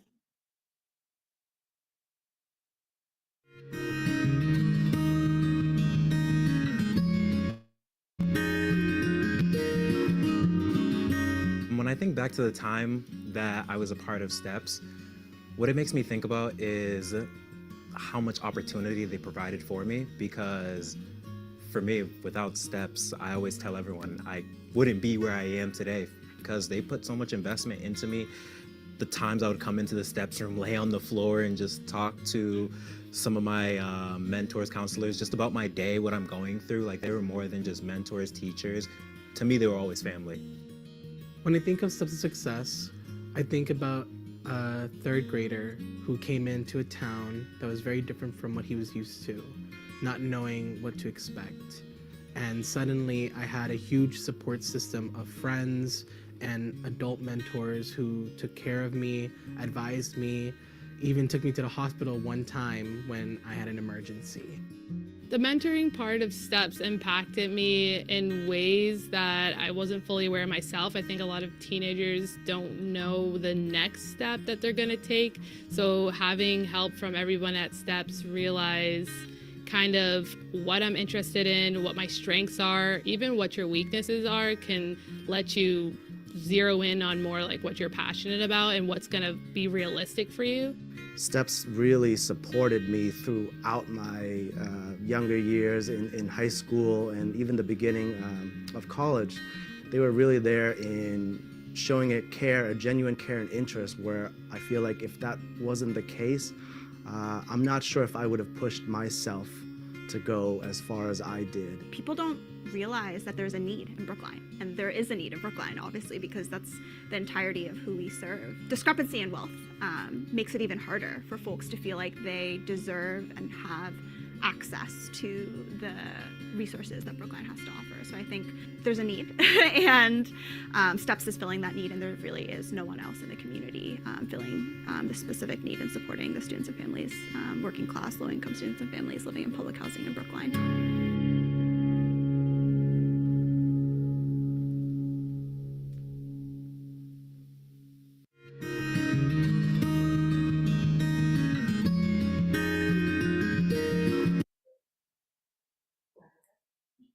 No problems. Are there any questions for us? All right, who would like to go first with questions? And first, thank you very much for that very thorough presentation, and it's excellent to be brought up to speed about all the tremendous achievements that STEPS is having and contributions to our community. Thank you for your words. So who'd like to go first? All right, I'll go first. So I have a question regarding the BHS advisors meeting with 8th grade teams at each school to discuss and create success plans for rising 9th graders. Could you describe a little more what that entails? So for instance, who is on these teams? What are the elements of a success plan? Absolutely. So if I'm not mistaken, they are the 8th grade collaborative team, CPT team. So typically you'll have the math teacher, subject teachers are present, also the guidance counselors, the social workers that work with the students as well, and then the high school advisor. So what we typically do is I would assign a Brookline high school advisor to go to the school. Last year, we had one advisor go to the Lincoln School, meet with the Lincoln School 8th grade team. We talked about the students' academic goals. An academic goal can be math. The math teacher can identify if the student has trouble with completing homework completion. So we know that that student needs to make sure that they're connected with their math teacher, know their math teacher's office hours, and also still connected with the calculus project. If it's a social emotional goal, for one student, for example, at the Ridley School, the guidance team was able to identify that the student needed to be connected with a social worker day one of school. I was able to connect with the head of guidance, Darby, to give her this information, find the student a social worker, and or put in a referral for Child and Family Wellness Center. So they're meeting with that student starting in September. All right, thank you. And just a related question, there was also a reference to preparing for after the high school. And I'm wondering, is there a similar transition success plan program, or is it done more on a student by student basis? And what does that look like? So we have weekly meetings with the Steps to Success Inc. Pathways team, I guess you want to call it, right? So where we're talking about which students are preparing to go to college, who has completed their financial aid application, what colleges are students applying to, and then also who's not going to college and what does the support look like for those students as well. So yes, those meetings happen. Those happen weekly. All right, thank you. Natalia? I think Suzanne was before me. Oh, okay. Suzanne? That was okay, Natalia. You could go. Do you want to go? Go ahead. No, you're not right. Okay. I'll go then. Thank you for this very informative presentation. I had a couple just kind of, I know they're going to sound random. I'm wondering, do you have any students who are Voc Tech students at our Norfolk County? Would you be able to support them or you do not because they're not, and Dr. Guillory, you may set me straight on this. Are they considered Brookline Public School students? Helen? She's shaking yes. So I was just. No, I don't think so. I think that once they leave, they have their own set of, but maybe Sophia knows better. I just want to be clear, sorry to cut you off. You're not talking about like out of district placement, are you? No. Okay, so if the student's no longer enrolled in a Brookline, public school to Brookline, then they're not eligible for Steps to Success. If a student's out of district, but still a Brookline student, then yes, they are still eligible for Steps to Success. Oh, okay, that's interesting. Is that the way that is, Dr. Guillory? They're not considered public school students in Brookline anymore? Well, you're talking about the Voc students, and we have very few students that actually attend over there. But they are, I'd have to look at the cost sharing aspect of it, but they're considered those students. And I'll check with Anthony on that to see if they get that diploma or our diploma. Okay, it just feels like another option for students that I think it's a pretty good program. And so then my other question is just about has there been any thought or concern about early college credits? Have students shown any interest in that? Have you looked into that? That is happening in other districts in the Commonwealth. And it gives students, it has to all be worked out, but it gives students an opportunity to try a college course even before they leave the high school. And I didn't know if you've had any experience with that. While I've been in my role, I would say no, we haven't had any experience, but it's definitely part of the conversation where we're talking about expanding opportunities at the high school level. That would definitely have to be in collaboration with the Brookline High School administrative team as well. Right. Okay. Thank you so much. Thank you. All right, Natalia?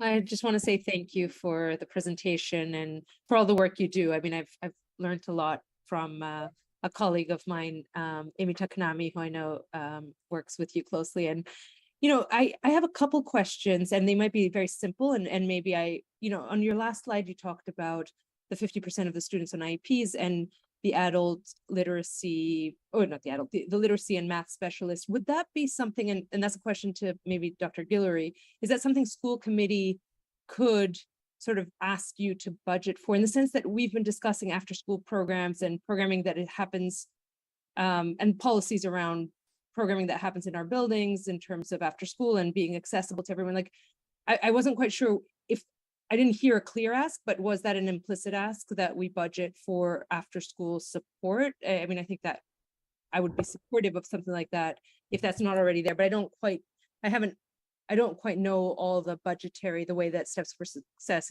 is funded.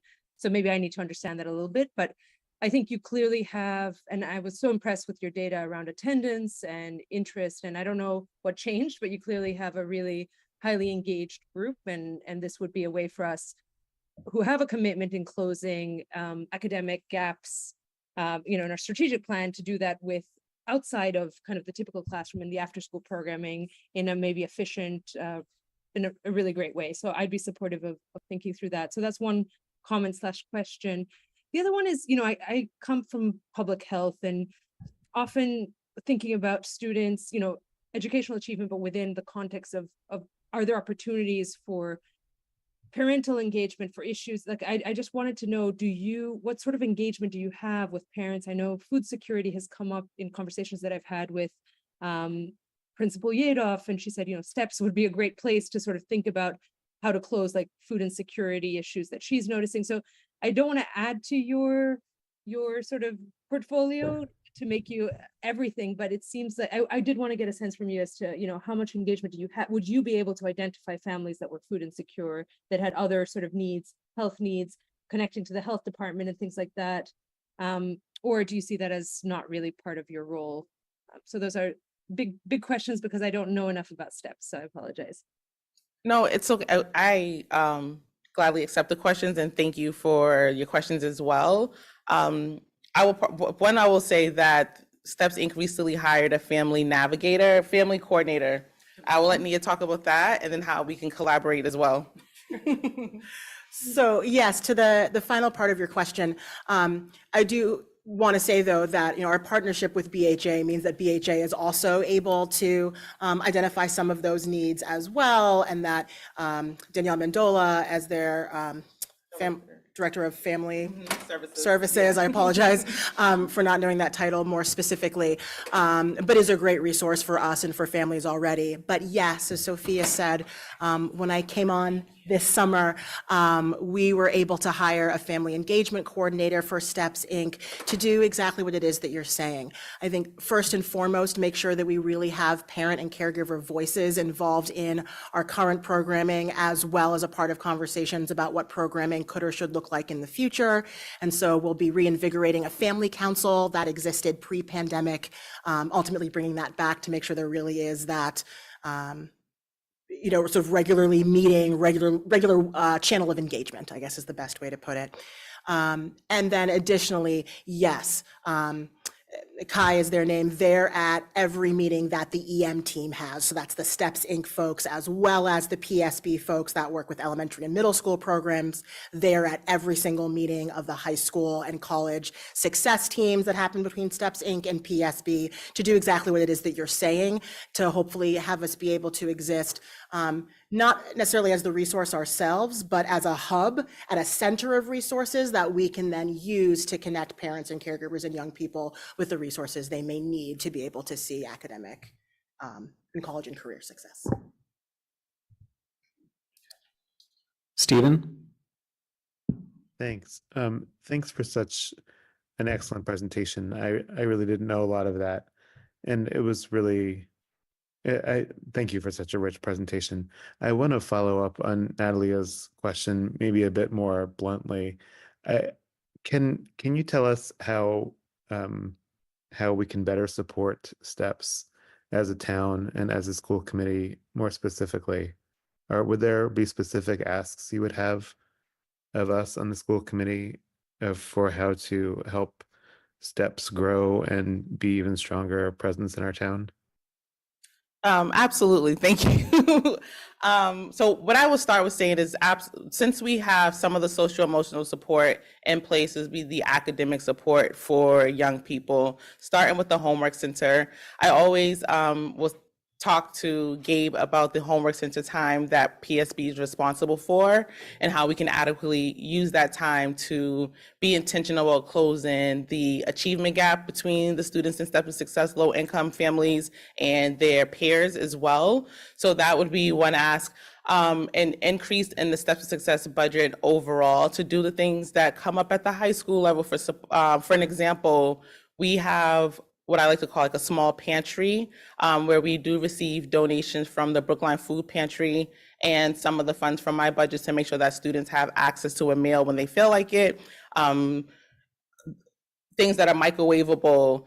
In addition to that, I would even say a school-based social worker as well. Like, it's great to have the partnership with Child and Family Wellness Center, but someone that actually understands Brookline, public schools of Brookline, whether it's Brookline High School or one of the K-8 schools, and are directly tied to that team to be present for conversations and policies and things that are happening at the school. That would be a great ask. And just making sure that that we're not saying no to families. So like expanding the number of seats and capacity that we have for our after school programs. Like, we say that we want to serve students that are low income and have them have access to after school care, but there's a wait list, and there should not be a wait list if we're truly being intentional about doing the work. And I think about the students and families that are live on what I consider North Brookline near the Ridley School that are displaced but don't have access to either PSED or to Steps of Success just due to not living in housing and their families, extended day, not PSED, extended day because they don't have the funds and they don't live in housing. So like, where do those families sit in? Just want to build on that one step. Hi, folks. For folks that don't know me, Gabe McCormick, Senior Director of Teaching and Learning, and I support Sophia and Steps from the central office. And I think I just want to reiterate the specialist support in the after-school programming. Really making that link between the number of students with IEPs, right? Approximately half of the students have IEPs, and so making sure that we have the best trained folks to work with the students we have, right? And the ability to expand the after-school support would be really strong. And a lot of the programming that Sophia talked about at the high school, like the groups, are being done from outside folks coming in and contracting, and they've been doing a really good job. That's almost entirely grant funded right now. And so building some of that into the base budget would be really powerful. Thank you, Gabe. Gabe, can I ask just for clarification? It's grant funded through PSB or through STEP? Title I through Okay. PSB. Okay, thank you. Yeah, I was going to ask to follow up on that actually with you, Mariah, or with the presenters. Could you give like a 1-minute overview of how STEPS is funded also? I'm sorry for being ignorant on this. Or perhaps you, Helen. I don't have an introduction on that. I may defer to Gabe as the liaison. I can butt in wherever you think is appropriate. Yeah, I mean, I'll give the high level version, and Sophia and Nia, please add more detail if you want. But from maybe 6 or 7 years ago, we split Steps Inc. off into a private nonprofit. It used to be all kind of in a weird hybrid that that's how it was. Well, maybe start even before that because it was a grant. Why start in 4th grade? Yeah, and that's didn't like start in kindergarten. 2 years ago, I believe. I'm sorry? 22 years ago, something like that. Yeah. Yeah, so there was an original grant that kind of created the program in the district. It was limited to 4th grade students, which is where there was this somewhat arbitrary starting point. And there's been a lot of discussion about how to expand, which is a whole separate conversation, I think, than where we're at today. But district-wide, we fund Sophia's position as the director. We fund 7 full-time STEPS advisors who are in the para contract, but they're a year-round position because they do a lot of work during the summer. And then there is a small budget that Sophia has for like discretionary things, materials and supplies, some consulting, professional development for the staff, things like that. And then we fund the first hour of the after-school programming, which is the homework center time. And then the nonprofit funds a lot of the after-school, the second hour of after-school enrichment, and then a lot of the summer work. And Nia, you can maybe speak more about the whole staff you have involved there and how that funding works. Sure. So yes, in brief, Gabe's exactly right that ultimately it's the out of school time, after school time engagements that ultimately are funded by Steps Inc. And so yes, we have a staff of 9 at this point. And so as I was speaking to earlier, that's both folks who are engaged directly in the elementary and middle school programming work, as well as folks who are engaged in high school and college and career success work, as well as others that are in the operations of our side of the partnership. And yes, we have funding through state and federal funds, through grants, and ultimately, yes, are looking, not so from this group, but in general, the same way that Sophia, is thinking about what it looks like to continue to raise resources to be able to increase our programming. Yes, that's on our mind as well, to make sure that we continue to be able to be in partnership with one another, addressing student needs. Thank you very much. Helen? So I've just been reminded that I also neglected to say, and from individual donors, of course, as well, and the support of many members of the Brookline community specifically, for which we are very grateful. Thank you very much. Helen? Yeah, I think that's important, how it's a real true collaboration which is really nice. The collaboration with housing, with STEPS Inc. and the schools, we're all working towards the same goal. I've been the liaison to STEPS, I think, for about the last 5-6 years, ever since Michael Glover went off the school committee. And it's been wonderful to see how the support has grown. It's always been there, but I think it's just been much more. There's more needs today, and the support has been better. And anyway, so that's that part. My question actually to Nia or to Sophia, I'm not sure whom, is, are we using like BU or BC students at all for the after school programming, for the homework centers or? Yes, absolutely, both in terms of some volunteer support as well as for specific engagements, such as Lego Robotics is actually run by BU. Mm-hmm. Now, what I'm wondering, because we have the wait list, is there any way to maximize that to be able to help us, accommodate all the students who want to be in the after hours here?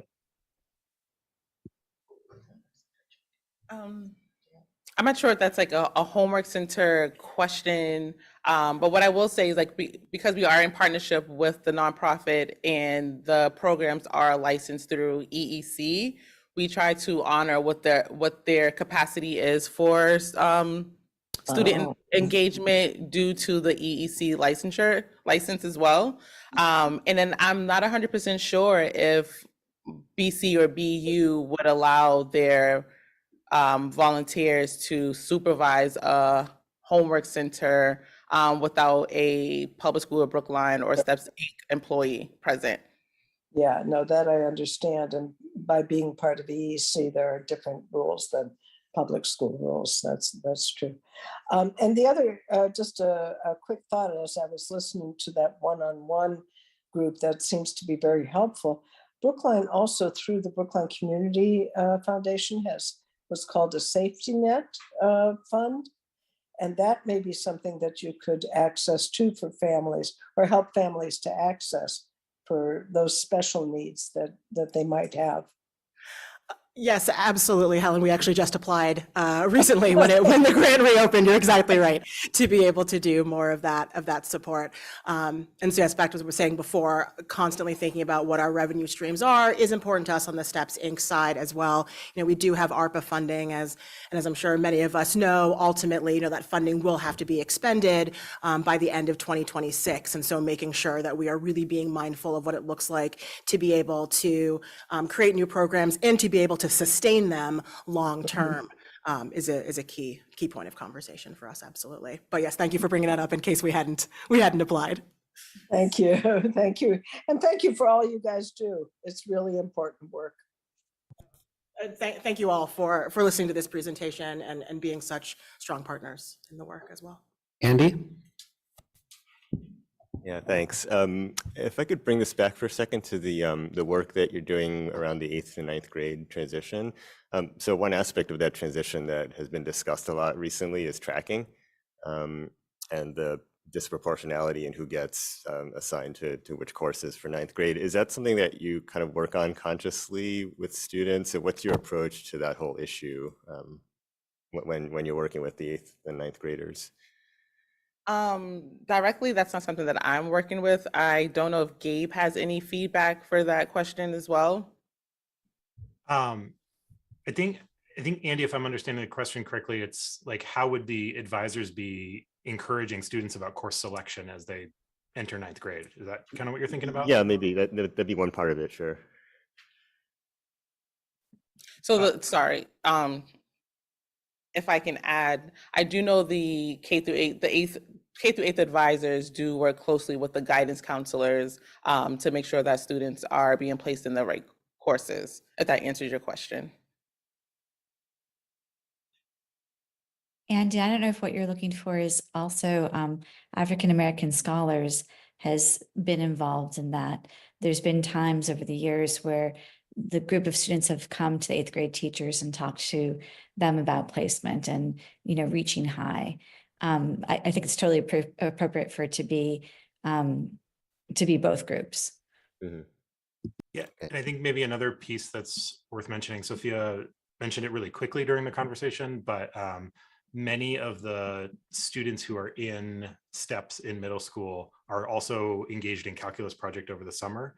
And the teachers and the staff in Calculus Project also have one-on-one conversations with every Calculus Project student about course selection at every year, not just for 9th grade. So I think there's a lot of supports embedded already. Okay, thank you. Mariah? Thanks. Just to follow up on that, the table that we saw at the beginning showing the demographic profile of STEP students shows, if I recall correctly, very high percentages of students on IEPs, students of color, and students who are low income. And so I think it's really important, if it would be valuable to understand if students who are in STEPs are being tracked disproportionately into lower programs at higher or lower rates than those than we'll say those general populations, to understand if STEPS is providing some sort of protective factors to this disproportionate access to higher level programs or not. And because I think it's really important that we understand how these different programs that we are supporting are really making a difference in these students' lives. And if not, what we should be doing differently to ensure that that's happening. So I would love to know, and Gabe, is that something, or Linus, is that something we can follow up on to understand? Yeah, it certainly data to collect, though. The one thing I want to caution is that our N sizes are going to be very small. So, right, STEPS enrollment at Lawrence, for example, is 25 students in grades 4 through 8. So it's approximately 5 students per grade. We can look at it over years, right, to kind of build a stronger base of students. But, year over year, our numbers are fairly small about who's actually in 8th grade and kind of where they're going. And we do know already about correlations between students with IEPs and access to standard versus honors classes, right? And that students with IEPs are highly in standard classes and less likely to be in honors classes. And so if students in STEPS are such a large percentage of students have IEPs, I could make some predictions, and it's worth comparing to students who are not in STEPS who meet some of these other categories and see if there is something protective. Yeah, I mean, that's what I think it's really about, right? Is if there's a difference, and if so, if it's positive, how we can begin to explore that. Thank you. All right, anyone else with questions or comments? Seeing none, thank you very much for the presentation and for answering all our questions. It's greatly appreciated. Thank you very much. We will now move to our next presentation, which will be a presentation and possible vote on the Brookline High School course catalog changes for 2024-2025.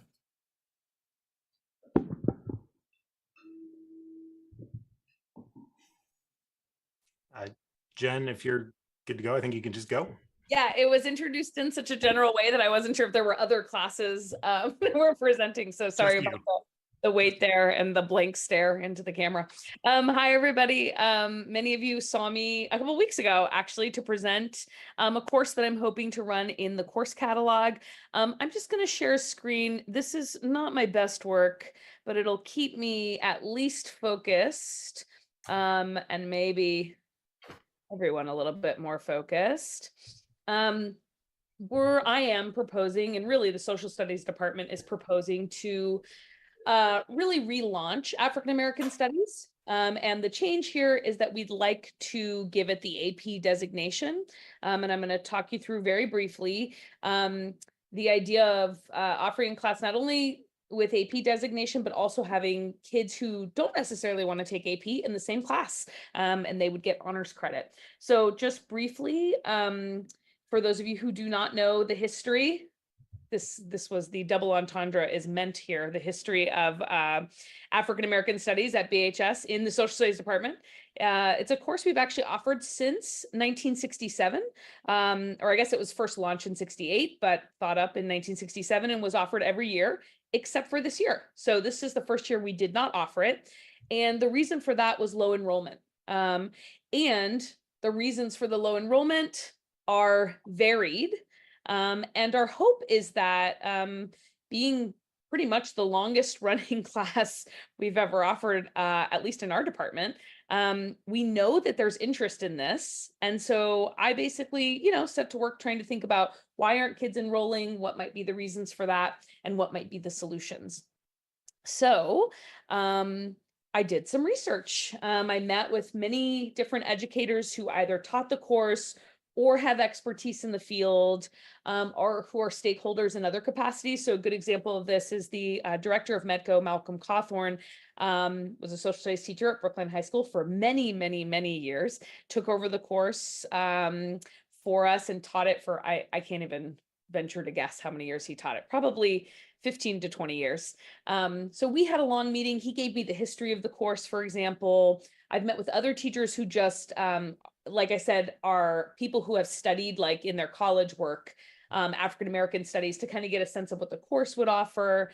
And then I met with other groups such as scholars, particularly Steph Hunt and actually students and scholars who have traditionally really enjoyed the course and enrolled in large numbers, and trying to find out sort of what, why didn't they enroll, those sorts of things. I also met with a few different student groups, including the Black Student Union, just to sort of find out there are kids who are scholars kids, Black students who are scholars kids, and some Black students are not scholars kids. So I wanted to make sure I was trying to cover many different bases of different students who historically liked the class. So I discussed with them, would you take AP? Would that make you be more likely to take it? And I got varied answers, which is actually how I ended up with the concept of AP and honors together.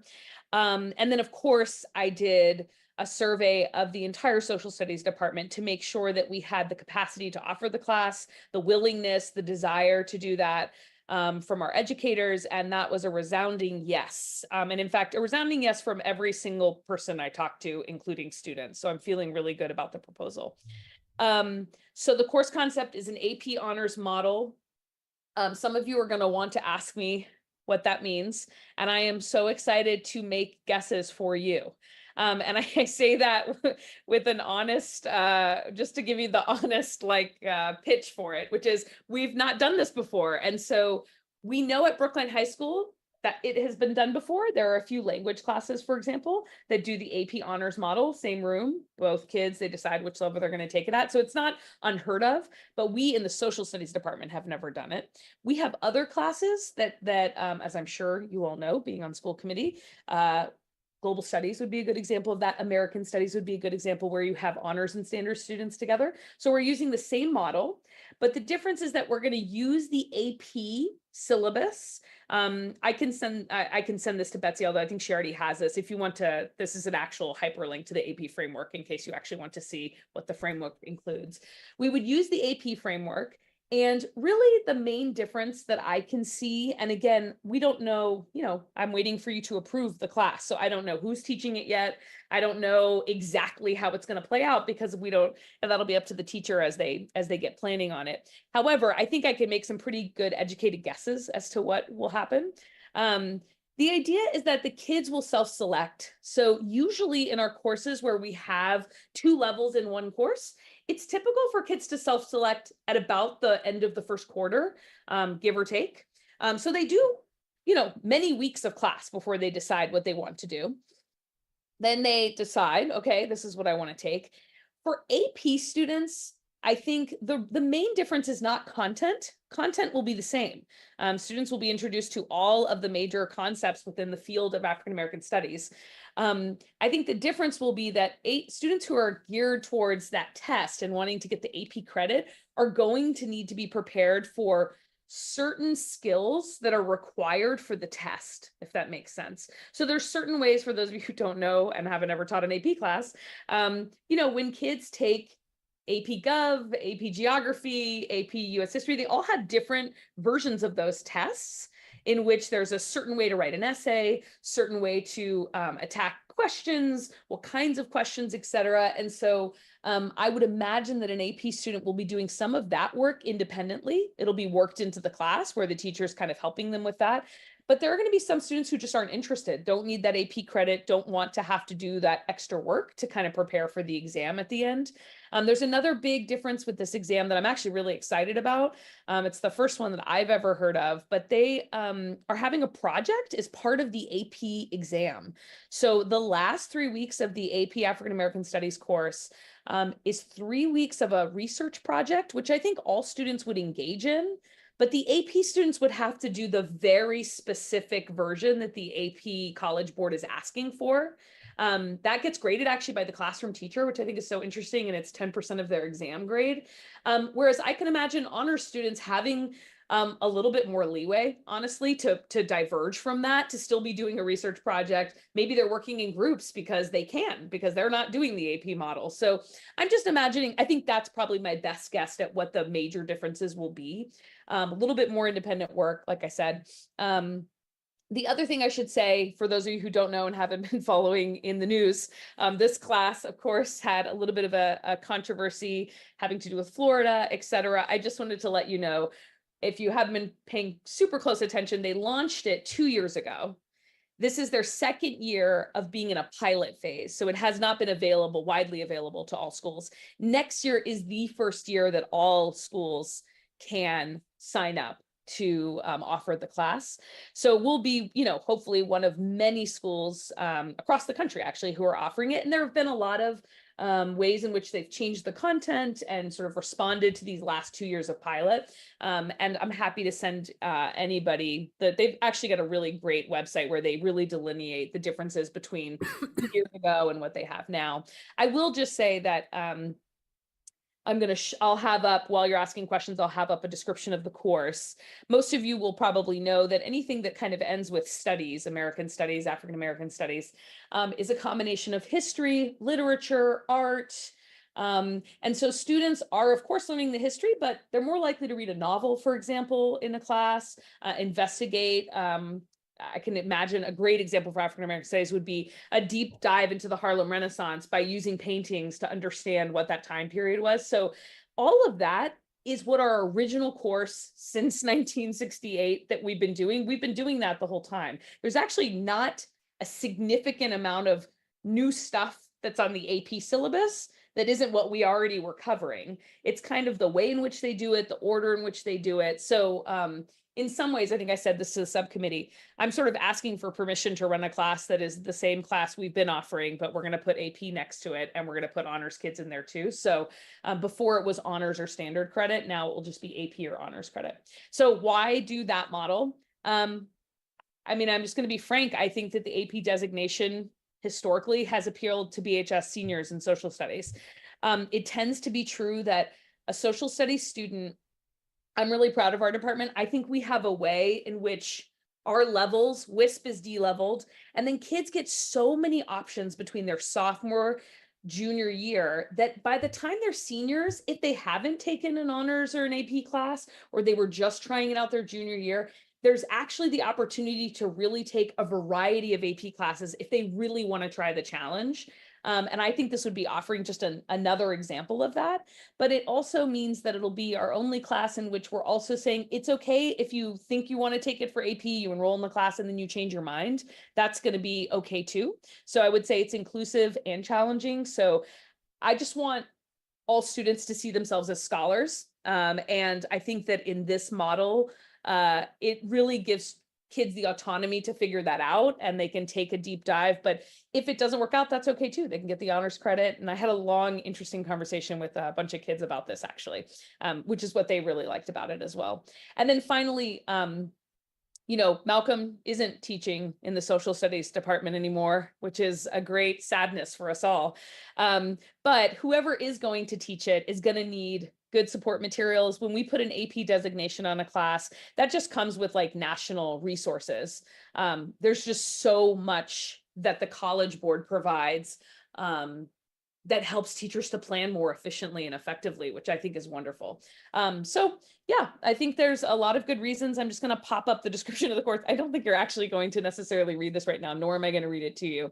I can just tell you that exactly 3 sentences changed from this, from what it used to be. So again, not a huge change. It's literally just describing the fact that you can take it for both honors or AP credit. And then the first sentence of the course description, I'm using the College Board introduction to the course versus the one that we had before. Everything else is our original description of African American studies, which we have offered. That's it. Yeah, I'm hopeful that that everyone will see the benefit in it. I think it's an incredible class. I myself studied a lot of African American history in college, and I think kids will really love it. So happy to answer questions. Andy? Yeah, thank you very much. It does sound like a great course. I want to make sure that I'm understanding right that I think you said at the subcommittee meeting that you expect this addition to be cost neutral because it's likely to lead to reduced enrollment in AP Geography. That's my guess. Yeah, exactly. You are remembering correctly. Yes. I'm not asking to run a course to hire a new teacher to start teaching this course. That is correct. I suspect that we'll either draw in, maybe there's a student who was going to take double science and now they're going to take double social studies, and I would be more than happy to accommodate them.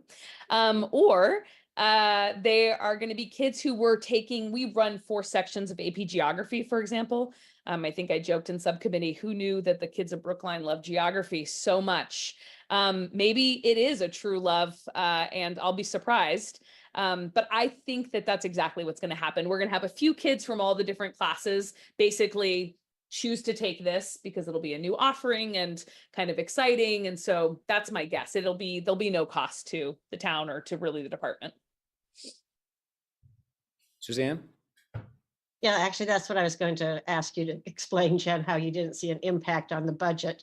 I also would just like to say that the curriculum did unanimously vote to approve this course in the course catalog. So thank you.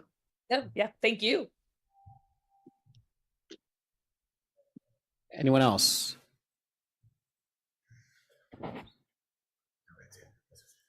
All right, would someone like to move that we approve this course? I see Andy's hand raised, so Andy moves. Do we have a second? I'll second. Suzanne seconds. Andy, your vote? Yes. Suzanne? Yes. Helen? Yes. Stephen? Yes. Valerie? Yes. Natalia? Yes. Sarah? Yes. Mariah? Yes. And I also vote yes. Huzzah. Thank you all. That was wonderful. I'm excited to put in the course catalog. Thank you. Thank you. And now we will move to our next presentation, a report on early literacy assessments. Good evening. Thanks for having us tonight. I know you've been waiting for this data for a while. So I'm going to share my screen. We have a presentation and we'll be working our way through that now. Let's see. That is not sure why the panelists showed up. Let's see if I can get out of this. Let me stop sharing for a second. I seem to have okay, let's try now. There we go. My mouse has a mind of its own tonight. So just some objectives for tonight's conversation. We want to update you on the administration of the M-Class screener and its use. We want to review our current data trends for the aggregate and some selected subgroups. And then we want to share some next steps. And so one of the things that we really want to talk about tonight is the why we're assessing and the purpose for this work. So as you know from prior presentations that we have had, in prior presentations, we've had a mandate from the state to administer a screening for an early literacy screening. And this is inclusive of all students last year K-2, this year K-3.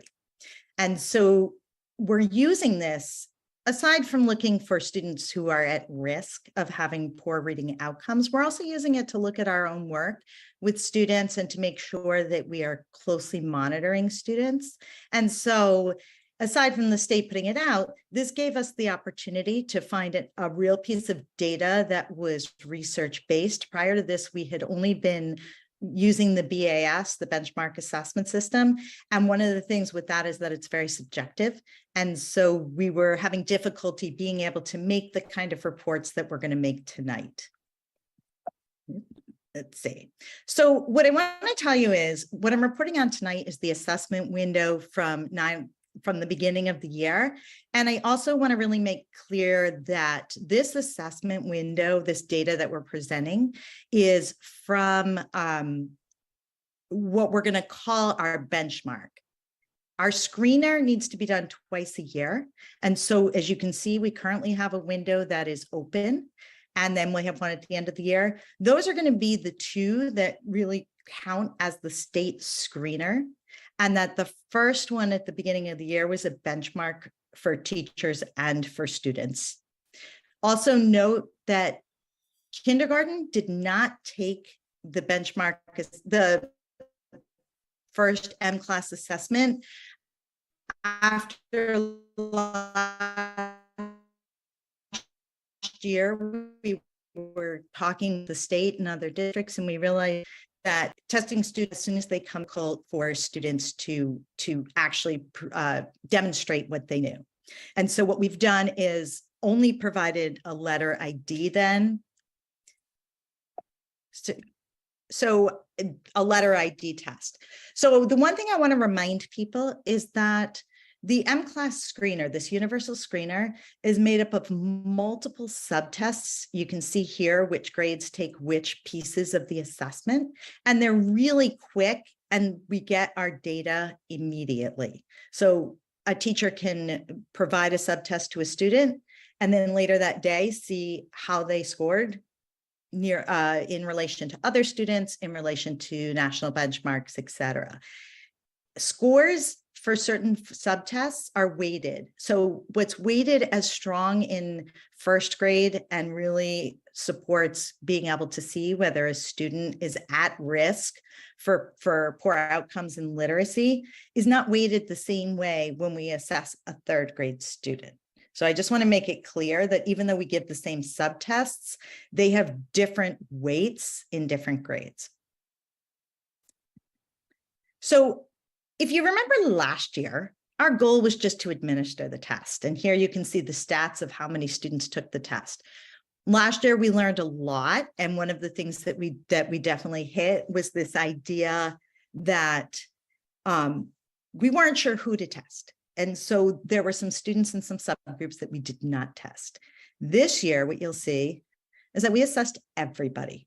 And we found it really useful because it gives us some benchmark data to be able to support Tier 1 instruction.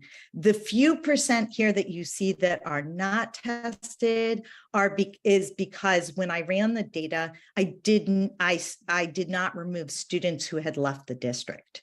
And so this 2 or 3% at each grade, those are students that either came in after the testing or were here and have left the district. And so they are off the class rosters, but still included in the data. So one reminder is that this data is to help support our instruction. And this is the model of instruction. So Tier 1 is really like what happens every day in the classroom. And that includes 80% of the students. So we know, in line with research, 80% of students should be successful with their outcomes through Tier 1 instruction. There are some students, and it's about 10 to 15%, who need Tier 2 instruction. That instruction can still take place in the classroom. But it's more specialized to student needs, and we are able to identify those through this assessment. And then Tier 3 is more customized, and that might be that shouldn't be any more than 5% of students. And I want to be really clear that Tier 3 does not automatically equal having an IEP. So let's get into what we know And let me just see something. So I'm going to just show you our 22-23 data. This is the Brookline aggregate. And the reason I put this in here is that then what you can look at is that our K students are now our grade 1 students, our grade 1 students are now our grade 2 students, and our grade 2 students are now our grade 3 students. And so as we look at this data, we can actually start to follow a cohort. One of the things that I do want to be really clear on, again, is this is our benchmark. This is where we are starting with our data. And so we are using this information to reflect on our practices and to support our students. So if you take a look at this data, and then we move into the 23-24 data, what we learned is that our data is pretty flat. So the same percentage of students are performing in the red and the yellow, which is below and well below the benchmark. So our kindergarten students last year, we have about the same percentage this year, still performing in below or well below the benchmark. The same thing happened with all of our cohorts. And that actually gives us a lot of information about our tier 1 instruction. And that's the instruction that I talked about, including 80% of our students. So this is our overall data, and it just tells us how many students are, where students are performing. Green is students at benchmark, and the blue are students who are above benchmark. So for instance, in first grade, we have 45% of our students performing above benchmark. The issue is that we still have 27 students performing below benchmark. So I added this slide in just so that you can see performance by school. This is the aggregate. So this is first, second, and third grade together. A couple of things just to note. Our schools perform pretty similarly to each other, with the exception of a few schools that have some specialized programs. And again, reminding you that we tested every student. So students who are in RISE, students who are in the TLC, students who are in any specialized program. And so that does impact the scoring and the outcome by school in some fashion. Again, this is the first year that we're really looking at the data this specifically. So it's a learning experience. So here's what I want to show you. I want to talk a little about the risk indicator. So as I said at the beginning, this data that we collect is to make sure that there are students that aren't falling through the cracks. So students who are at risk of having a poor outcome that might be dyslexia, it might be another specific learning disability. It does not mean if you score within the risk indicator, though, that you are definitely a student with a disability. So I want to make that super clear. The students in the at risk are students that we pay attention to, and following sort of national trends, our at risk should not be greater than 5 or 6%. And so one of the good things that we see here is that our at risk students are not, we don't have a greater number than we should of students at risk. The other piece of this is that we need to watch students. So a student may not be at risk in first grade. They may have developed some strategies on their own that allow them to address the first grade skills and to be successful. But then what happens is, as the demands of the reading increase, they may have more significant issues at second grade, and then they may drop into the at risk. The other way this can work is the student may be at risk in first grade, and that risk is mitigated by extra instruction. And I mean in the classroom. So they may have extra small group instruction. They may do more phonics work than other students in the class. And then what happens is we catch that at-risk skill early. And so when they go into second grade and we assess them, they're no longer at risk. The other thing that I want to show you here is that, yes, you are going to see more red and yellow than the number that's at risk. And that's because the risk factor is determined by looking at all of the subtests, especially the specific weighted ones, and the rapid naming, which is the last test that we do for everybody. And in this case, it's about naming the numbers. And we do that with numbers because we don't want to have a language barrier increase or throw off the scoring for any student. So I do want to talk about some subgroup data. And this data really is actually in line with some of our other data around the district, especially like our MCAS data. And one of the things that I'm sorry, did I miss a question? Oh, I have a question. Sorry, I had a question about at risk before. Sure. Sorry about that. I didn't understand. Like if we know from the data that about 20% of students are potentially dyslexic, like what is the at risk actually capturing if it's not dyslexia or potential learning, or do you not believe the 20% data of kids are dyslexic? So I want to make sure that we're careful about when we say the 20% data. So the 20% refers to out of all students with IEPs, 20% of those students are diagnosed as dyslexic. It's not 20% of all students. Okay. So I want to make sure that I thought it was, and Stephen might know this better. I thought it was actually a larger percentage globally, like looking at the public health data, not looking at within school data. But I didn't, I mean, but I still am confused by the risk factor versus what is this extreme red. So you're saying there are multiple subtests. And so what I'm saying, yeah. So what I'm saying is the students in the red don't necessarily, do not all have a risk of having a learning disability in reading. The students in red are not performing at the benchmarks that are set for each of the subtests. And so there's a difference there because the difference is students that are actually have dyslexia need a very specific type of instruction. The students in the red don't all need that type of instruction, and we need to tease that out. And so the students that would need more specific interventions are in the shaded 5% piece versus the students in red. So let me just, let me see if I can, you know what I'm going to do?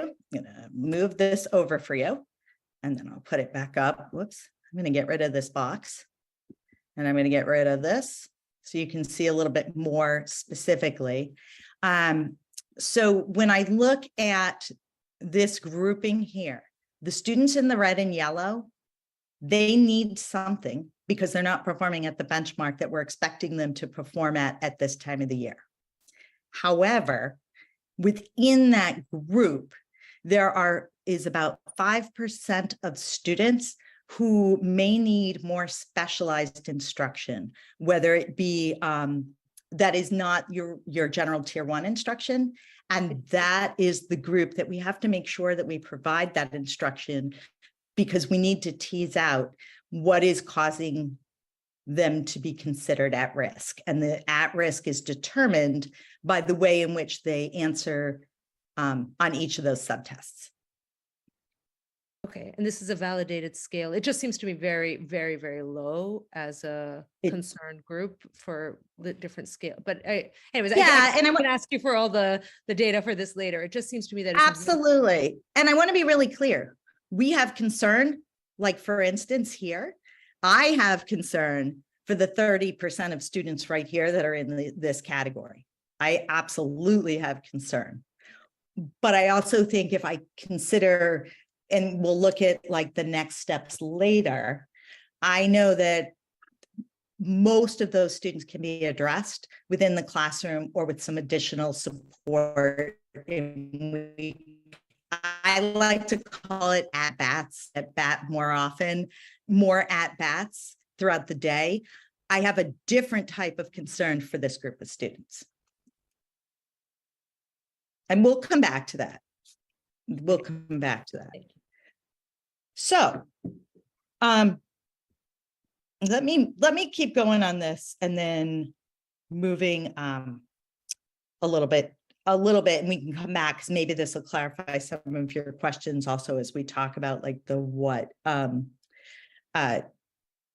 moving forward. So we assessed in grades 1 through 3 this time, 1,578 students. And so what you can see here is that 73% of those students are at or above benchmark. So they're performing where we want them. This, again, as I said, is a baseline because we haven't talked about data in this way before. We haven't actually had a tool that will allow us to pull this specific data. What we see is 73%. We'd like to see that closer to 80. And then the percentage of students who are below or well below benchmark is at 27%, obviously to make the 100%. We also tested within that 1,578 students, we tested 174 students who identify as Black and African American. And that percentage of students, so that's 11% of the total that we tested. 55% of those Black African American students were at or above benchmark. 45% were below. So if we look at our aggregate population of 27% below, and we now look at our Black and African American, that 45% of that population is below benchmark. And then we move into our EL population. And our EL population, we assessed 358 students. So that made up 23% of the students, the whole aggregate that we tested. And what we found was 44% of those students were below benchmark. I just want to clarify a few things there. So 23% of students who are EL is higher than our general EL population, but it's also because we have a lot of students that later leave in middle school and go back to their home countries, their native countries. And so as an average, it changes that number. The other piece that I also want to call out with our EL students is, in order to really dig into that data, we would have to pull apart whether they're a level 1 and 2 student in terms of like access level, which means very beginner in terms of English instruction, English language, versus above 2.5 up to level 6. And the reason I say that is students that are in level 1 and 2, they receive instruction in English language before they receive reading instruction. And that's because they need that language development to access the reading instruction. However, I'll also say that a large portion of this 44% probably is above a 2.5, and therefore we have to go back and dig into the data to see who those students are. The last thing I do want to show you on this slide is that 55% of the students below or well below benchmark. So if we look at the total population of students who fall in this category right here, 55% of them are EL or Black, or identify as Black African American. So that being said, I want to talk about our next steps, because we've been thinking a lot about what this means for our literacy instruction. The first thing is that effective July 1st of 2023, we're mandated to send out letters to caregivers within 30 days of the closing of our assessment. So the closing window, which is the end of January for us now, to caregivers that indicate for students who have scored well below benchmark. So at the end of January, all students who have received a rating of well below benchmark, and that's that red, their caregivers will receive a letter from us indicating that information. It will also indicate what the next steps for that student is. So for students who have an IEP with a reading goal on it, and that reading instruction, that specialized reading instruction they are getting, address the skills that we see as below benchmark, well below benchmark, that will be indicated there, that they have a reading goal, and that the IEP, the services included in the IEP, will address the skills. Students who are EL, if they are level 1, or 2, they're going to get a letter that describes the fact that, yes, they are below benchmark right now. However, the EL instruction that they are getting is going to address the skills they need in order to increase their reading skills. And then there's the group of students who are well below benchmark, who are not EL, do not have an IEP, and they'll receive a letter as well. And that letter will define what type of additional literacy instruction they will receive. So those letters will go out at the end of January, and a letter to all families, all of our community has already gone out, letting people know that if the student in their household receives a well below benchmark, they'll be receiving a letter following this screening window. We're also working really hard to determine and to support Tier 1 instruction in the classroom. So one of the things we've done is really look at our materials for phonics and phonemic awareness. And we've, again, talked about Heggerty and foundations. Last year was the first year that we had Heggerty in place. And so continuing to support students, teachers with those materials for their students. In addition, we have put in a significant amount of decodable texts for teachers to be using so students get more at-bats. Coaching at the classroom level. So I understand, because I know that last year we did decrease the number of coaches that we have in literacy, but we also have put in a focus with the literacy coaches that we have in early literacy. So they may not be serving all K-8 like we have in the past, but they are serving specifically early literacy.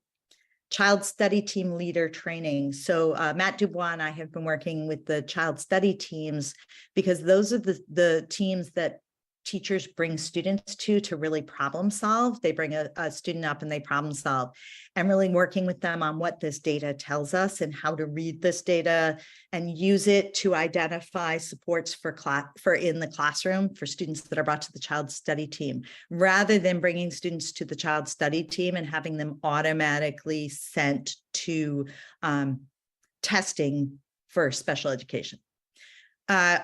So we're really thinking about our literacy support. So in the past, we've had used the BAS to assign students to small group instruction for literacy. What we're trying to do now is make that small group instruction more specialized. So looking at the subtests and identifying what is the skill that the students need, creating the small groups and having the support be very targeted. That is, we're at the start of that. That's going to take us a little bit of time to really address that, but we now have data that we didn't have in the past to provide that specific skill identification.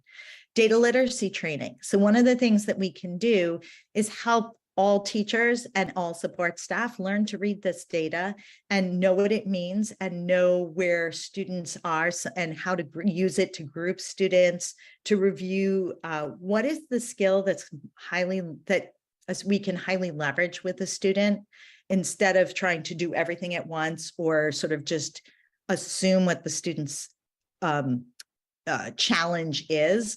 We now have more specificity and we want people to be able to read the data.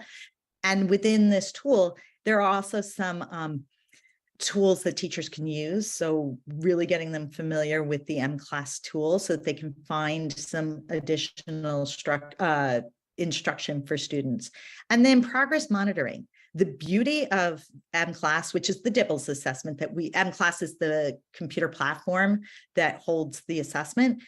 We can take any one of those subtests and give it multiple times to students. So if we see that, for instance, in the maze, which is the comprehension, that students really struggled with that subtest, and we do some more instruction with them, we can give them that subtest again to see how much progress they've made. And finally, and I think I labeled this wrong, the last thing that's also coming to light is our literacy curriculum review. I want to look at this review a little bit more in terms of a needs assessment and where we need to fill in our instruction. So rather than looking at it as what's our program, it's what do we need to have in order to make the strongest literacy program possible and make it accessible to all our students. So I'm going to stop talking and I'm going to stop sharing so that we can really get at the questions that you have and revisit the question about the data if that isn't clear.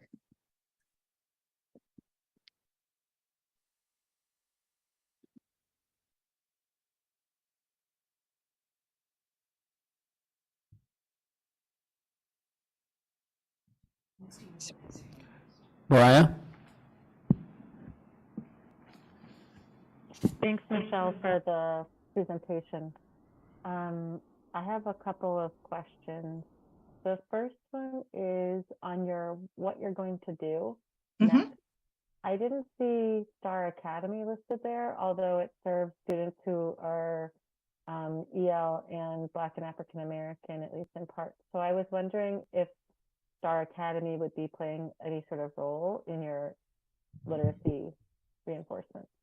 So that's a really good catch. I did not specifically put our summer programming in because I feel like it's still part of our everyday, but absolutely. One of the things is as we look at the needs assessment that we're going to receive, the data that comes through that, and as we look at what are specific skills that we see across tier 1 being areas of challenge for students, we have to incorporate that into our summer programs as well.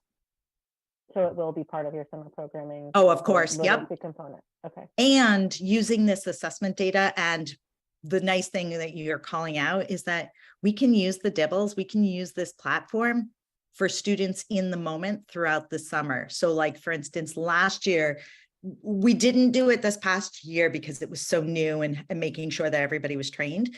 But what we did was we asked them not to shut our system down and roll our data into next year's, this current year's data until after all of our summer programs had closed. Okay, so that's great. I have 2 questions about notifications to caregivers.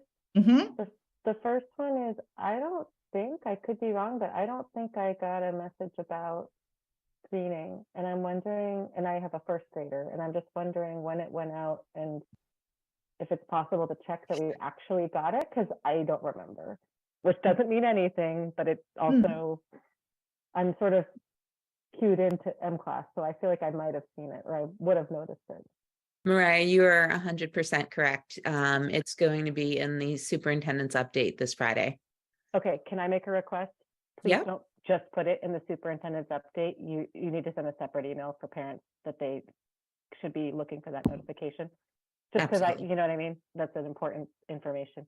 And then my second question is there a reason that we're not letting all parents or all caregivers know what their students' report were, given the importance and the value of the information? So you have a really good point. And I think what I was thinking about was the law when I put this together. So the law says we have to notify families that a student is well below benchmark. So the data is available. Again, we're in year 2 and only in year 1 with 3rd grades. And we're in year 2 with K1, 2. And all of this is available to families. Last year, the way we worked it out was to have it if a family wanted to see, if a caregiver wanted to see their students' outcomes in the report, that they could contact the school, and we had the literacy specialist, set up a Zoom or meet in person with the families to go over that data. I think right now we are still in that mode, but the idea is to eventually be sharing those reports, because we want to make sure that people can read the reports, and that, for instance, like when you do see that there are areas of concern, challenge, that we understand what that means and how, as a family, we can mitigate it, or what can the school do to support it. And so I want to make sure that we provide that education as we send those out, but absolutely, and anybody can see their students' work, their students' outcomes. They can contact their teacher. We've highly recommended that teachers have that available at conference time. I know that's not until April, but that will be right between the two windows. So it is not actually a bad time to talk about it. Is there some reason their reports can't just be uploaded into Aspen and parents can download them or caregivers can download them, just like we would with in the higher grades with progress reports and I think that's something that we can look into. Absolutely. Yeah, I no, was I don't thinking- know the answer to that. I mean, it sounds like a huge amount of work to have a literacy specialist meet one-on-one with every parent who, and I'm just thinking if we can broadly make it available, and of course people can request that, but I just think having people have access to that information is very valuable, and we shouldn't limit it, and having it maybe go through Aspen would be. Yeah, and to be honest, the limiting factor right now was just being able to educate people on what they were seeing. But I fully agree that that transparency is important. So I will definitely look, figure out a way to make sure it's available.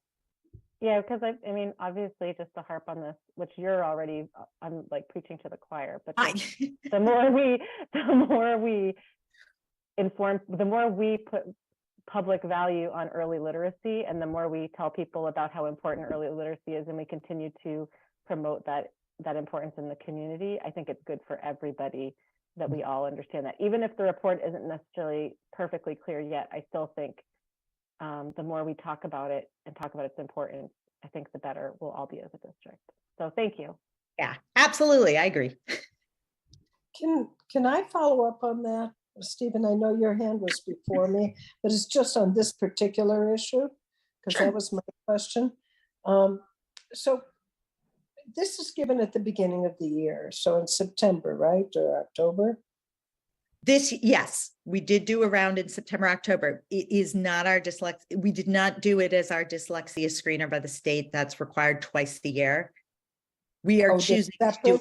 There's separate exams? We're doing, so we're doing it 3 times a year. And that's because we find that we think it's really super important to have multiple reference points for students.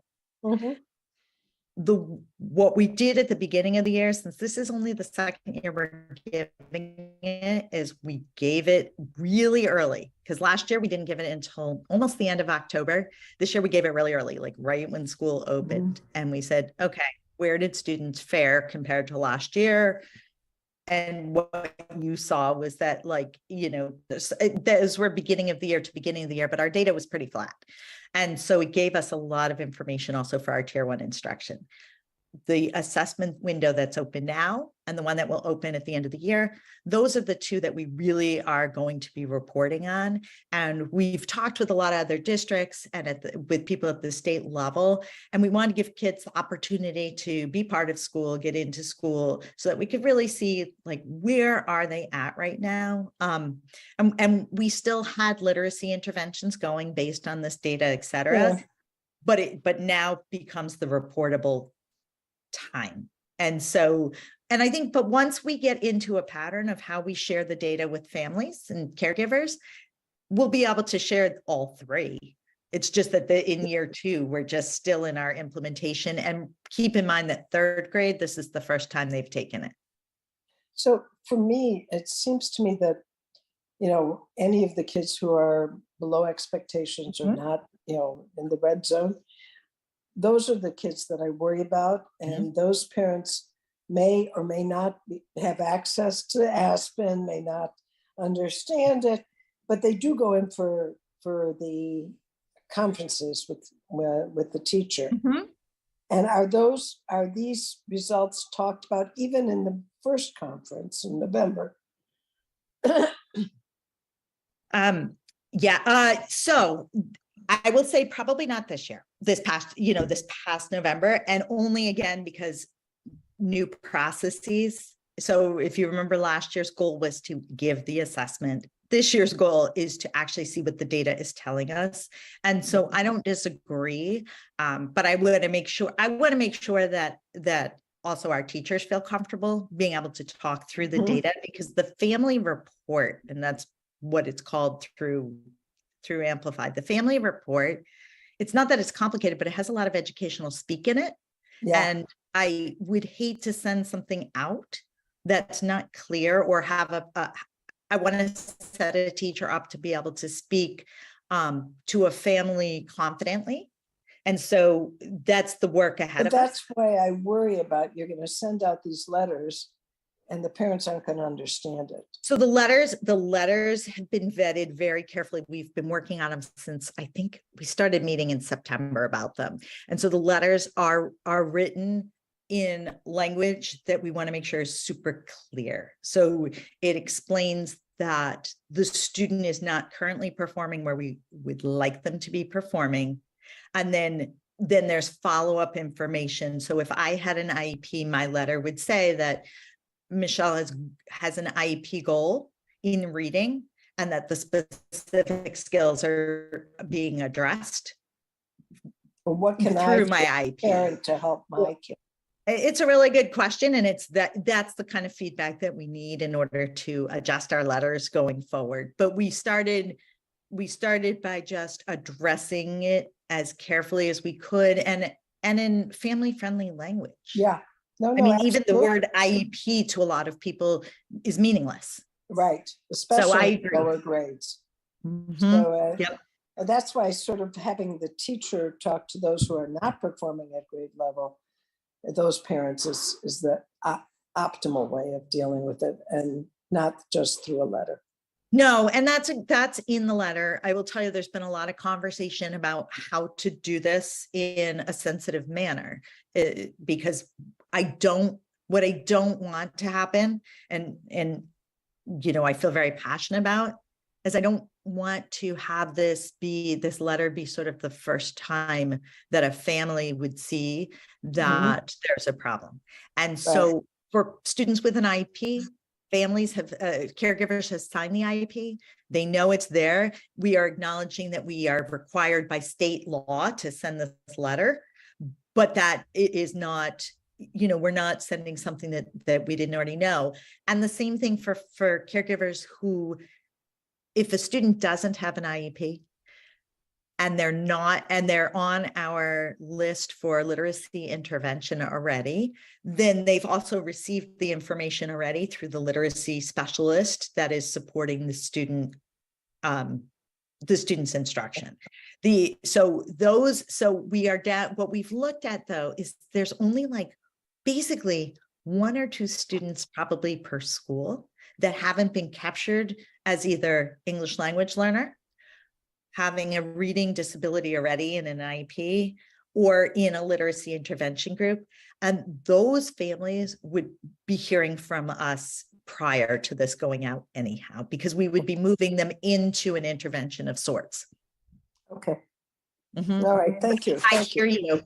And your feedback is good for us. It's helpful. Thank you. Stephen? Thanks. Hi, Michelle. Hi. Thanks for that really great report. Really informative as usual. I just have 2, I think, pretty small questions.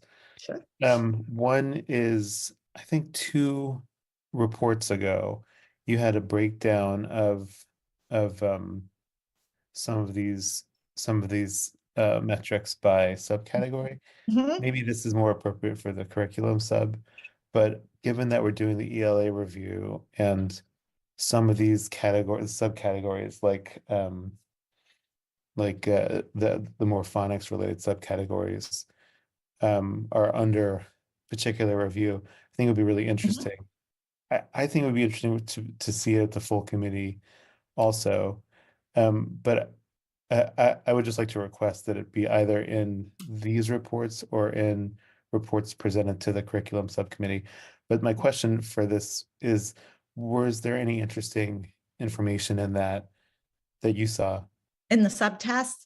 So what I think is really interesting, and I think this is probably what brought me to the decision. I'm trying to think back through my process. What brought me to the decision not to pull the subtests is, as I looked at our overall performance, it's flat. Like where kids started last year, They started in the same place this year.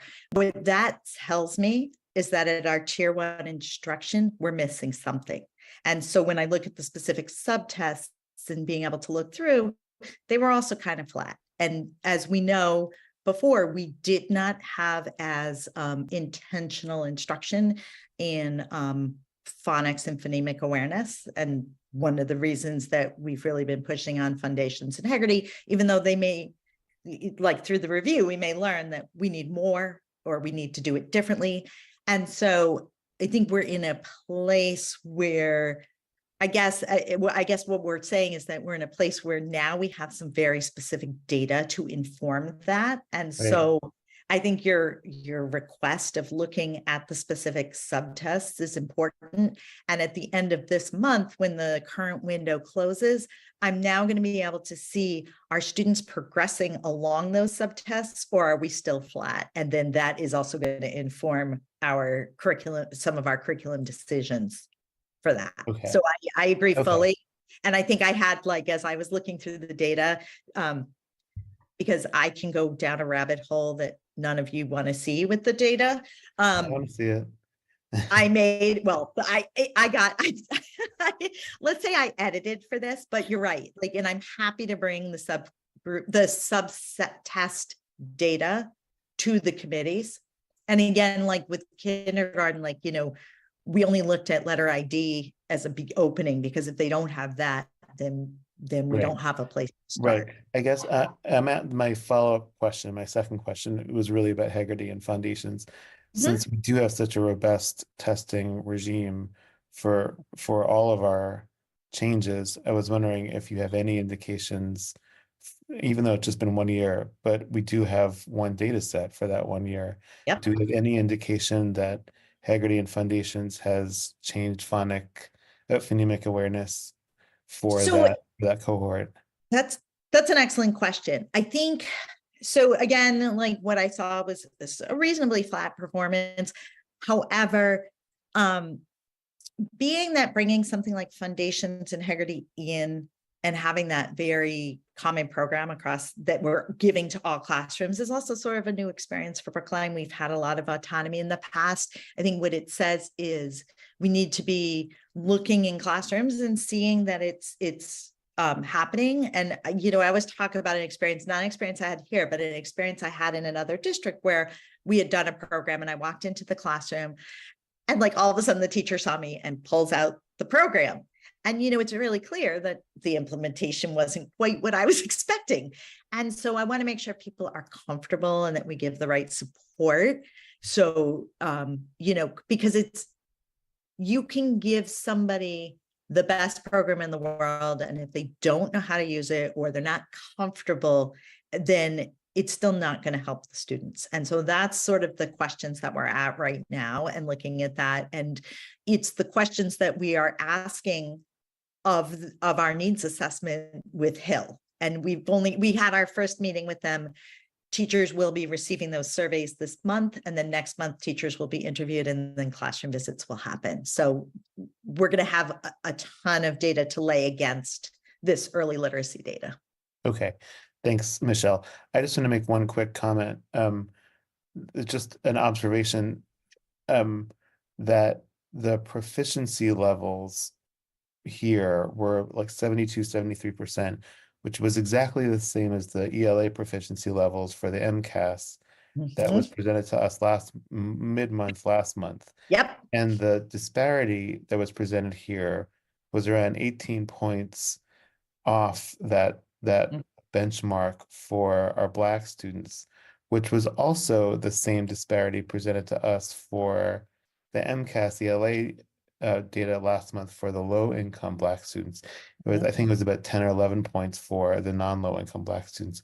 So what that tells me is two things. One is that the effects of lack of literacy gains, unsurprisingly, are persistent, but also that remedying our at-risk populations, also unsurprisingly coming from me, should be a very urgent priority, but for equity reasons, as well as for academic excellence reasons. So part of the reason that I'm asking you about whether we have any data regarding some of the changes we've made already is so that I can get a handle on whether we should be advocating for budgeting further curricular / PD / more comprehensive changes following the ELA review. I know I'm jumping the gun because we have a full ELA review that will or won't make comprehensive recommendations, but this really confirms the equity rationale, I think, for making these changes, to see the persistence of this disparity from the early grade results into the MCAS ELA data. It's Right really up through thinking the how high school. parallel it is. Yeah. Yeah, I appreciate your question. And I almost asked you if Jody planted you because she asked me the same question earlier today when we were looking at this.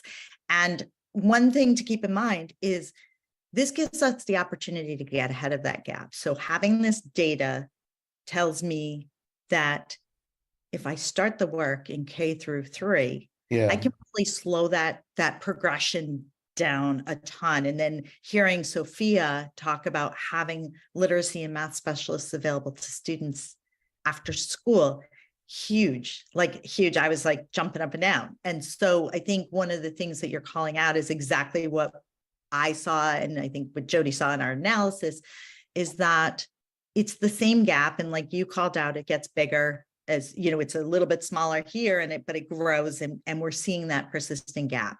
And the question is, you know, I want to ask 2 questions and see what we get from our literacy conversation is it the instruction, the materials? Is it both? Like, we need to dig into that. And we have this awesome opportunity to do that now, and working with Hill.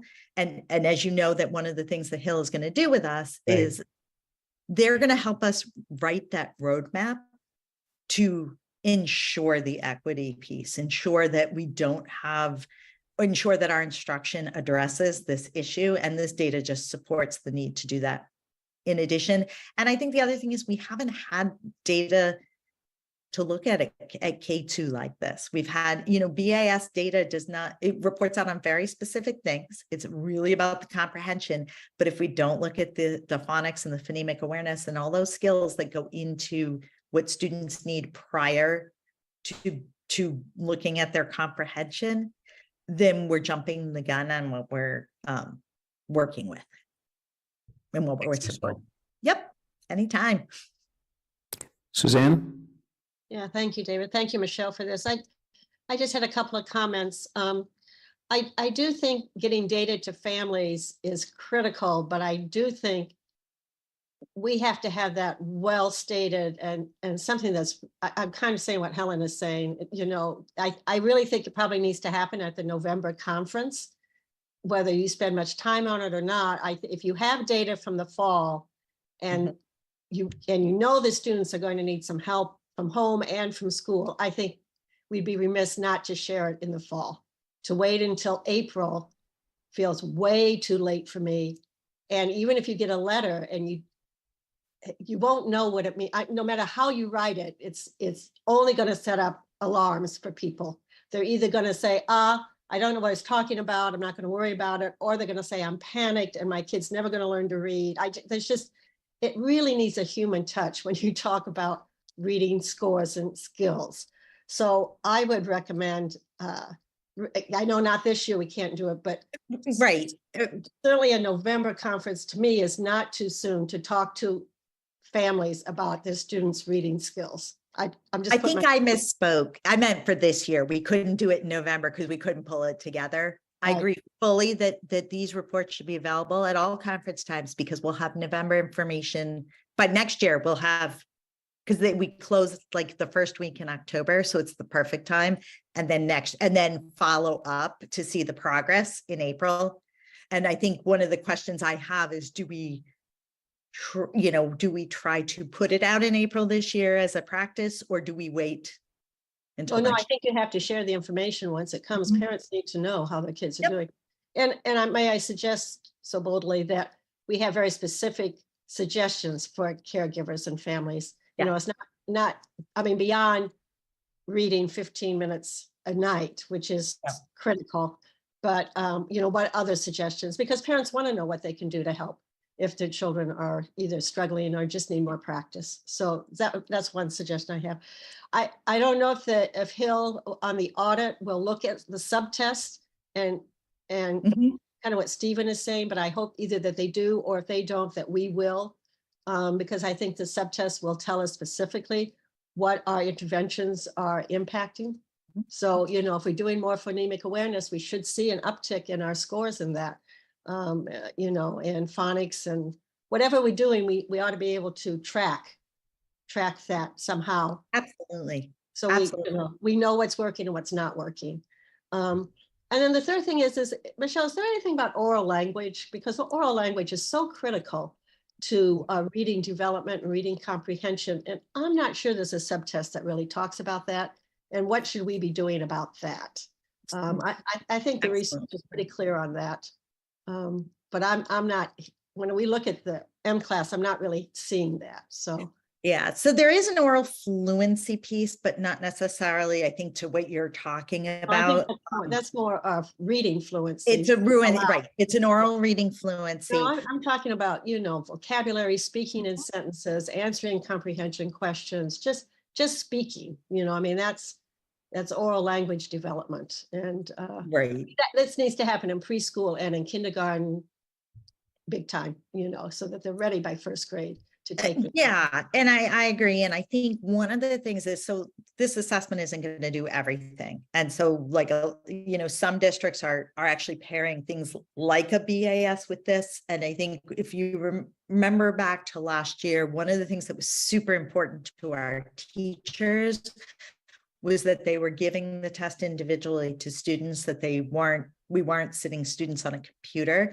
And so there is some comprehension conversation that does take place. But again, these were meant to be very short subtests because people didn't want to spend 35 minutes assessing each student, because by the time they finished, they wouldn't get there. But so that's one of the things that we are talking about. So as we look at our literacy instruction, getting some common things, and we can certainly talk about that. I'm not the person to talk about that specific thing right now, but I think we can definitely talk about the oral language piece, because you're right, it does. And then also, so that all of you know, we are also currently in an adoption phase of looking at being able to get data like this in grades all the way up through grade 8. So to continue with the subtests and to be able to monitor what we're doing up through grade 8. And we have a team of teachers, and we're looking at math as well. So we have a team of teachers looking at grades 4 through 8 for literacy and math to continue this additional data. And so Suzanne, thank you. I did add that data piece to make sure that if we can't figure out a way to get that data through this, we also will get it through the assessments that we're looking at for our continued literacy instruction. Michelle, I just have a quick aside. Do we do word study through like grades 3 through 8? I mean, it used to be We like do it 16, but 3 through 5. Through grade 5. Yep. Okay. Yep. They do word study units or understanding what makes a word and all of that. Absolutely. So what we did was we continued with the program. It's called Just Words. We continued with the program that is part of Foundations. So we have Foundations through grade 2, and then we adopted, and again, last year was the first time, the word study program 3 through 5. Okay, thank you very much. Thank you for this. Natalia? I'm going back to sort of who we consider at risk. I mean, I think, the literature, and I've been looking at it a little bit, is a little mixed. Some, specialists like at Yale, say that 20% of the population are dyslexic, and actually we might be missing dyslexic students who might actually be meeting the benchmark, but who aren't meeting their full potential. Like they would be across the spectrum. So we may be underserving students potentially with dyslexia who could be high achieving, but not. But obviously the 20%, to me, if we have about 20% who are in the red, and more than 20% who are in the red and orange combined, like I would err. I know that we've sort of talked about, not creating anxiety in parents, but I would err to not underestimate who's at risk, and not inform parents, because early intervention is what is so critical. So oftentimes, if you're diagnosed at the school in 5th or 6th grade, because along the lines you've been told, oh, you're just, take your time. I mean, I like that philosophy, but I also realize that it's much harder because early intervention is shown to be so effective. So yeah, sorry, you Oh, seem no, like so I was just speaking on gonna that, so remind, I speak to I that. want to make sure I was clear. This is why, like, I'm like, oh, so I don't want to cut you off, but the clarity is any student in the red, so not just the students in that little 5%, but any of the students in the red, all of those caregivers will be informed. And that was, again, we're learning as the state is learning, who we're informing and doing that. And so I'm not adverse at all to informing. And I agree with you that any students in those red and yellow, I want to know more, and I want to address. And I think that is part of one point with our literacy needs assessment happening, that we're going to have that information is going to the people who are doing this assessment, this literacy piece as well. And it's also helping us think about like how we're using our staffing models in the classroom. It's giving us a ton of information. Okay. So yeah, no. But any of those students in the yellow and the red are being addressed to meet the state requirement of the specific type of informed piece is the students in the red. And that does include the students who are also in that risk factor. Okay, so they get an additional kind of notification that not only are you not meeting, we think that you're at risk of. Okay. The other point, more and more folks who are thinking about dyslexia are, and this goes to Suzanne's piece around the oral language. It's that discrepancy between oral language and reading and stuff. And I was wondering if you could add a level, like whether it's not, and I don't know if we've thought about this, and maybe it's a different conversation for those kids who are in the red and the orange, to also use oral language to see if there are kids, because I don't think we're adequately identifying children who may need additional supports in our school systems. I'm seeing parents, including myself, who pay for private tuition because the school has, so despite having, 2 or 3 times a week tutoring, still so you may be, just as in math, a lot of parents choose to supplement at home. You may be testing while taking into account that parents have already paid for, private tutoring, and, so, which is why maybe some of the equity data is even starker. Anyway, so that's just me raising concern around who we are actually, but I'm hopeful that with Stephen, with this review, that methods that work for children with dyslexia or other learning would work for the general population too. And so, we can adopt them and it would work for everyone. And hopefully that's what we're moving towards. My other question, and to the MCAS point, can you do actual correlations? Like, can you run the data and say, students, the specific students who have failing are also doing worse? Like, could you just run that for us? So the data, so the MCAS data, I think that's going to take a few years, because the MCAS data, if we want to follow a cohort of students, these But students. could you do third year, just the third year, because we will be able to do this year's third graders next year. Yeah. I mean, it might be worth showing that and being able to see whether it impacts both the verbal and the math part. Like, I would suspect that it would impact both, just because not being able to read your MCAS questions probably impacts your ability to do the math questions. So, but I think to make the case for why early literacy would be important for everything else too, I think that would be helpful. Anyways, I am a parent of 3 young kids who all receive additional support, and it worries me a little bit. So that's why you hear me a little anxious, but I am very much concerned, as Stephen shared, that the equity piece is the most important one. And how do we not just private, like a parent who has the means will get that letter and hire a tutor, and a parent who doesn't can't do that. And so what are we putting in place to ensure that isn't widening the inequities. Hill is actually asking those questions about who's hiring tutors, right, Jody?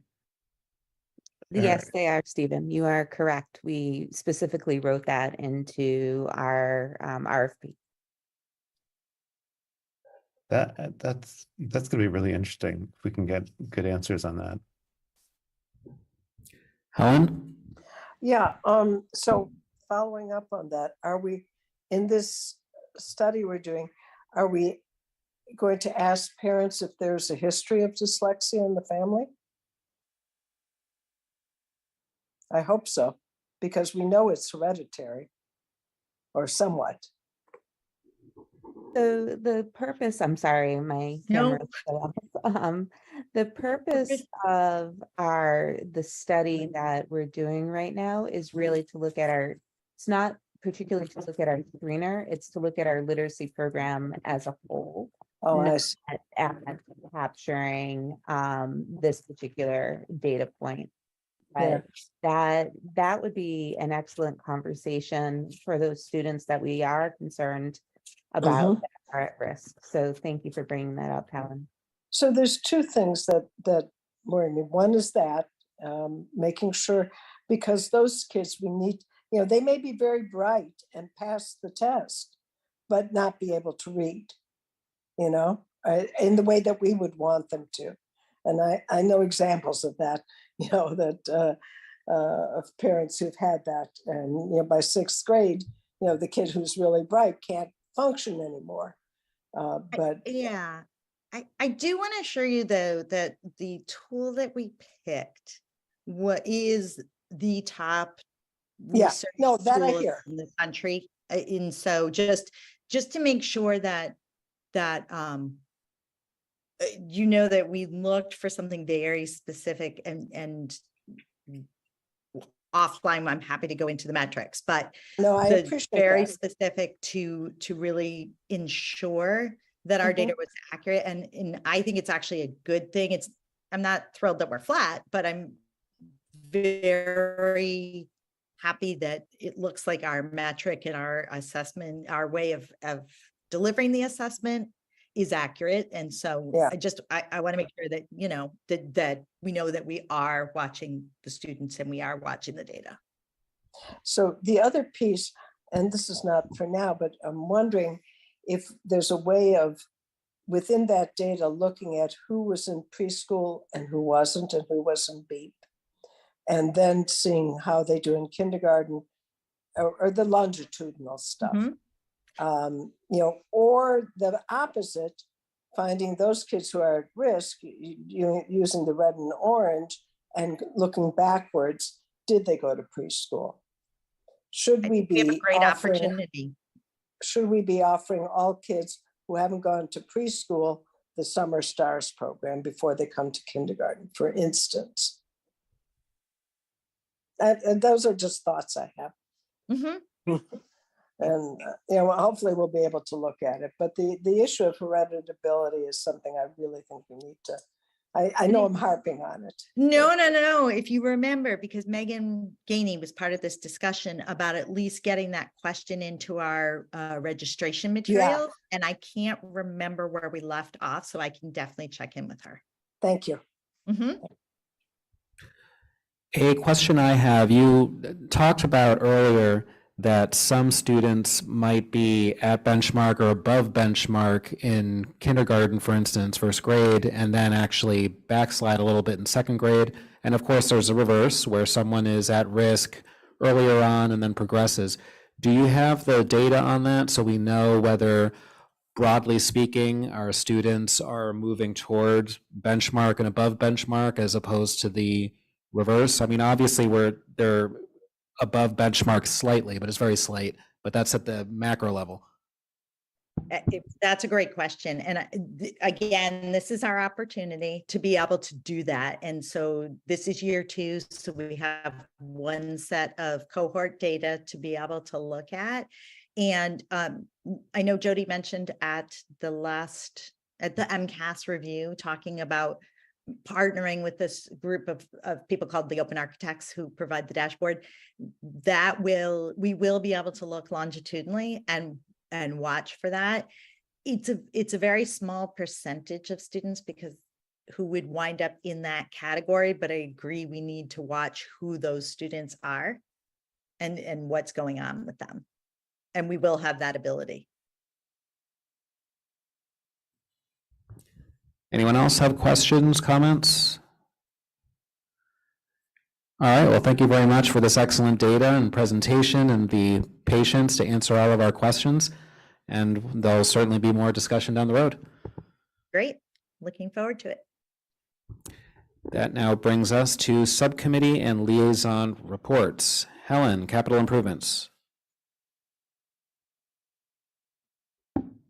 I'm sorry, I was on mute and couldn't get off. So the capital subcommittee is now going to be meeting in the morning. I think January 26th, Betsy, is that correct? We'll get it out to people when it is.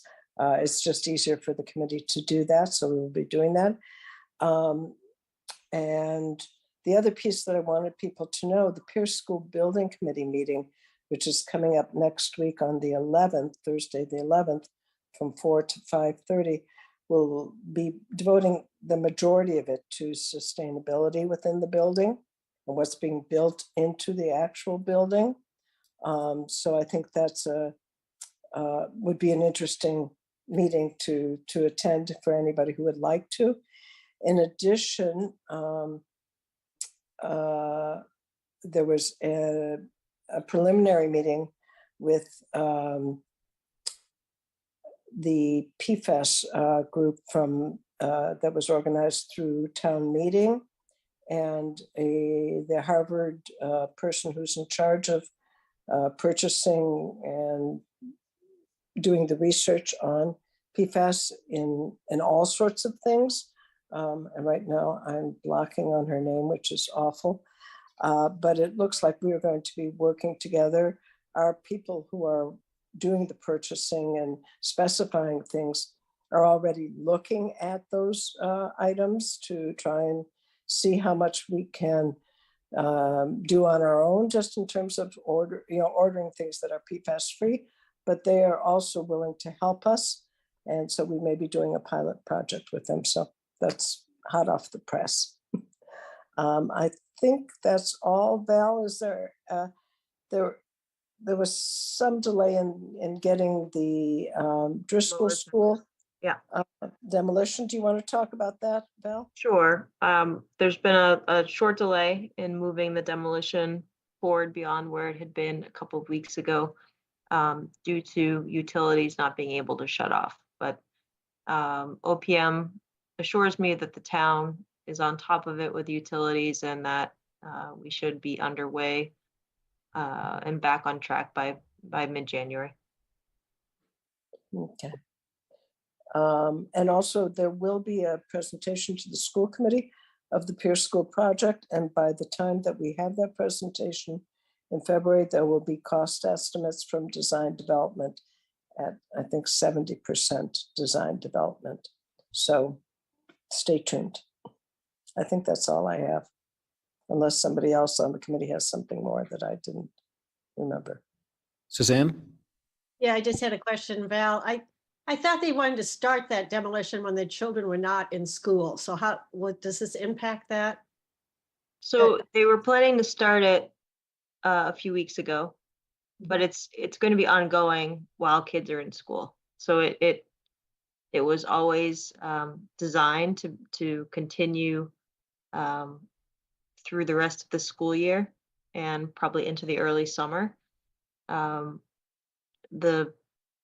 They're working from farthest away from where the current building is to closest in. So by the time they get to the closest in, school should be out for the summer when they complete that closest in portion. Okay, thanks. And will this impact I don't know what the opening is of the new playground area? It should not. Okay. Right now they're saying no. I mean, I will apprise the committee if that schedule changes. Okay, thank you very much. Sure. All right, Suzanne, your turn, curriculum. Oh, we had a joint meeting with Curriculum and Finance. So we did our part, which was approve our minutes and we did the BHS course catalog change. We actually will have another one coming up at our January 16th meeting, I believe, one that they hadn't thought of before. And then we had a fairly long conversation both about summer school and about the extended day with summer school, and a little bit around, well, we didn't really actually talk about the BHS class sizes. Those are both big topics that we are going to continue to discuss, some in small meetings and some in the whole group. And we will bring that back to you when we have some specifics that we need to vote on that you need to know about. But you're welcome to join us at our curriculum subcommittee meetings to hear that conversation. All right, thank you. Valerie, Diversity, Equity, Inclusion, and Justice. Yes, we are meeting on Monday. We're going to discuss the equity audit that the Office of Educational Equity is about to undertake, and also review the latest draft of the Life of the School policy that the policy subcommittee has been working hard on, as one more set of eyes on it. 5 All right, p.m. Thank you. Mariah, Finance. Suzanne gave our update from our December meeting already. And just an update that I've been talking to Susan Givens, and she is working on the budget, and we'll be meeting tomorrow to discuss more, for her to give me some more updates. All right, Valerie, Government Relations. We're working on a meeting for January, so stay tuned to your inboxes. We're going to set on that date in the next few days to review our letter to legislators for review at full school committee. All right, for our policy, we next meet on January the 22nd, but as Valerie just mentioned, one of the major policy drafts that we've been working on at the policy subcommittee is going to be discussed at the DEIJ meeting on January 8th. So please tune into that at 5 o'clock. Are there any additional liaison updates?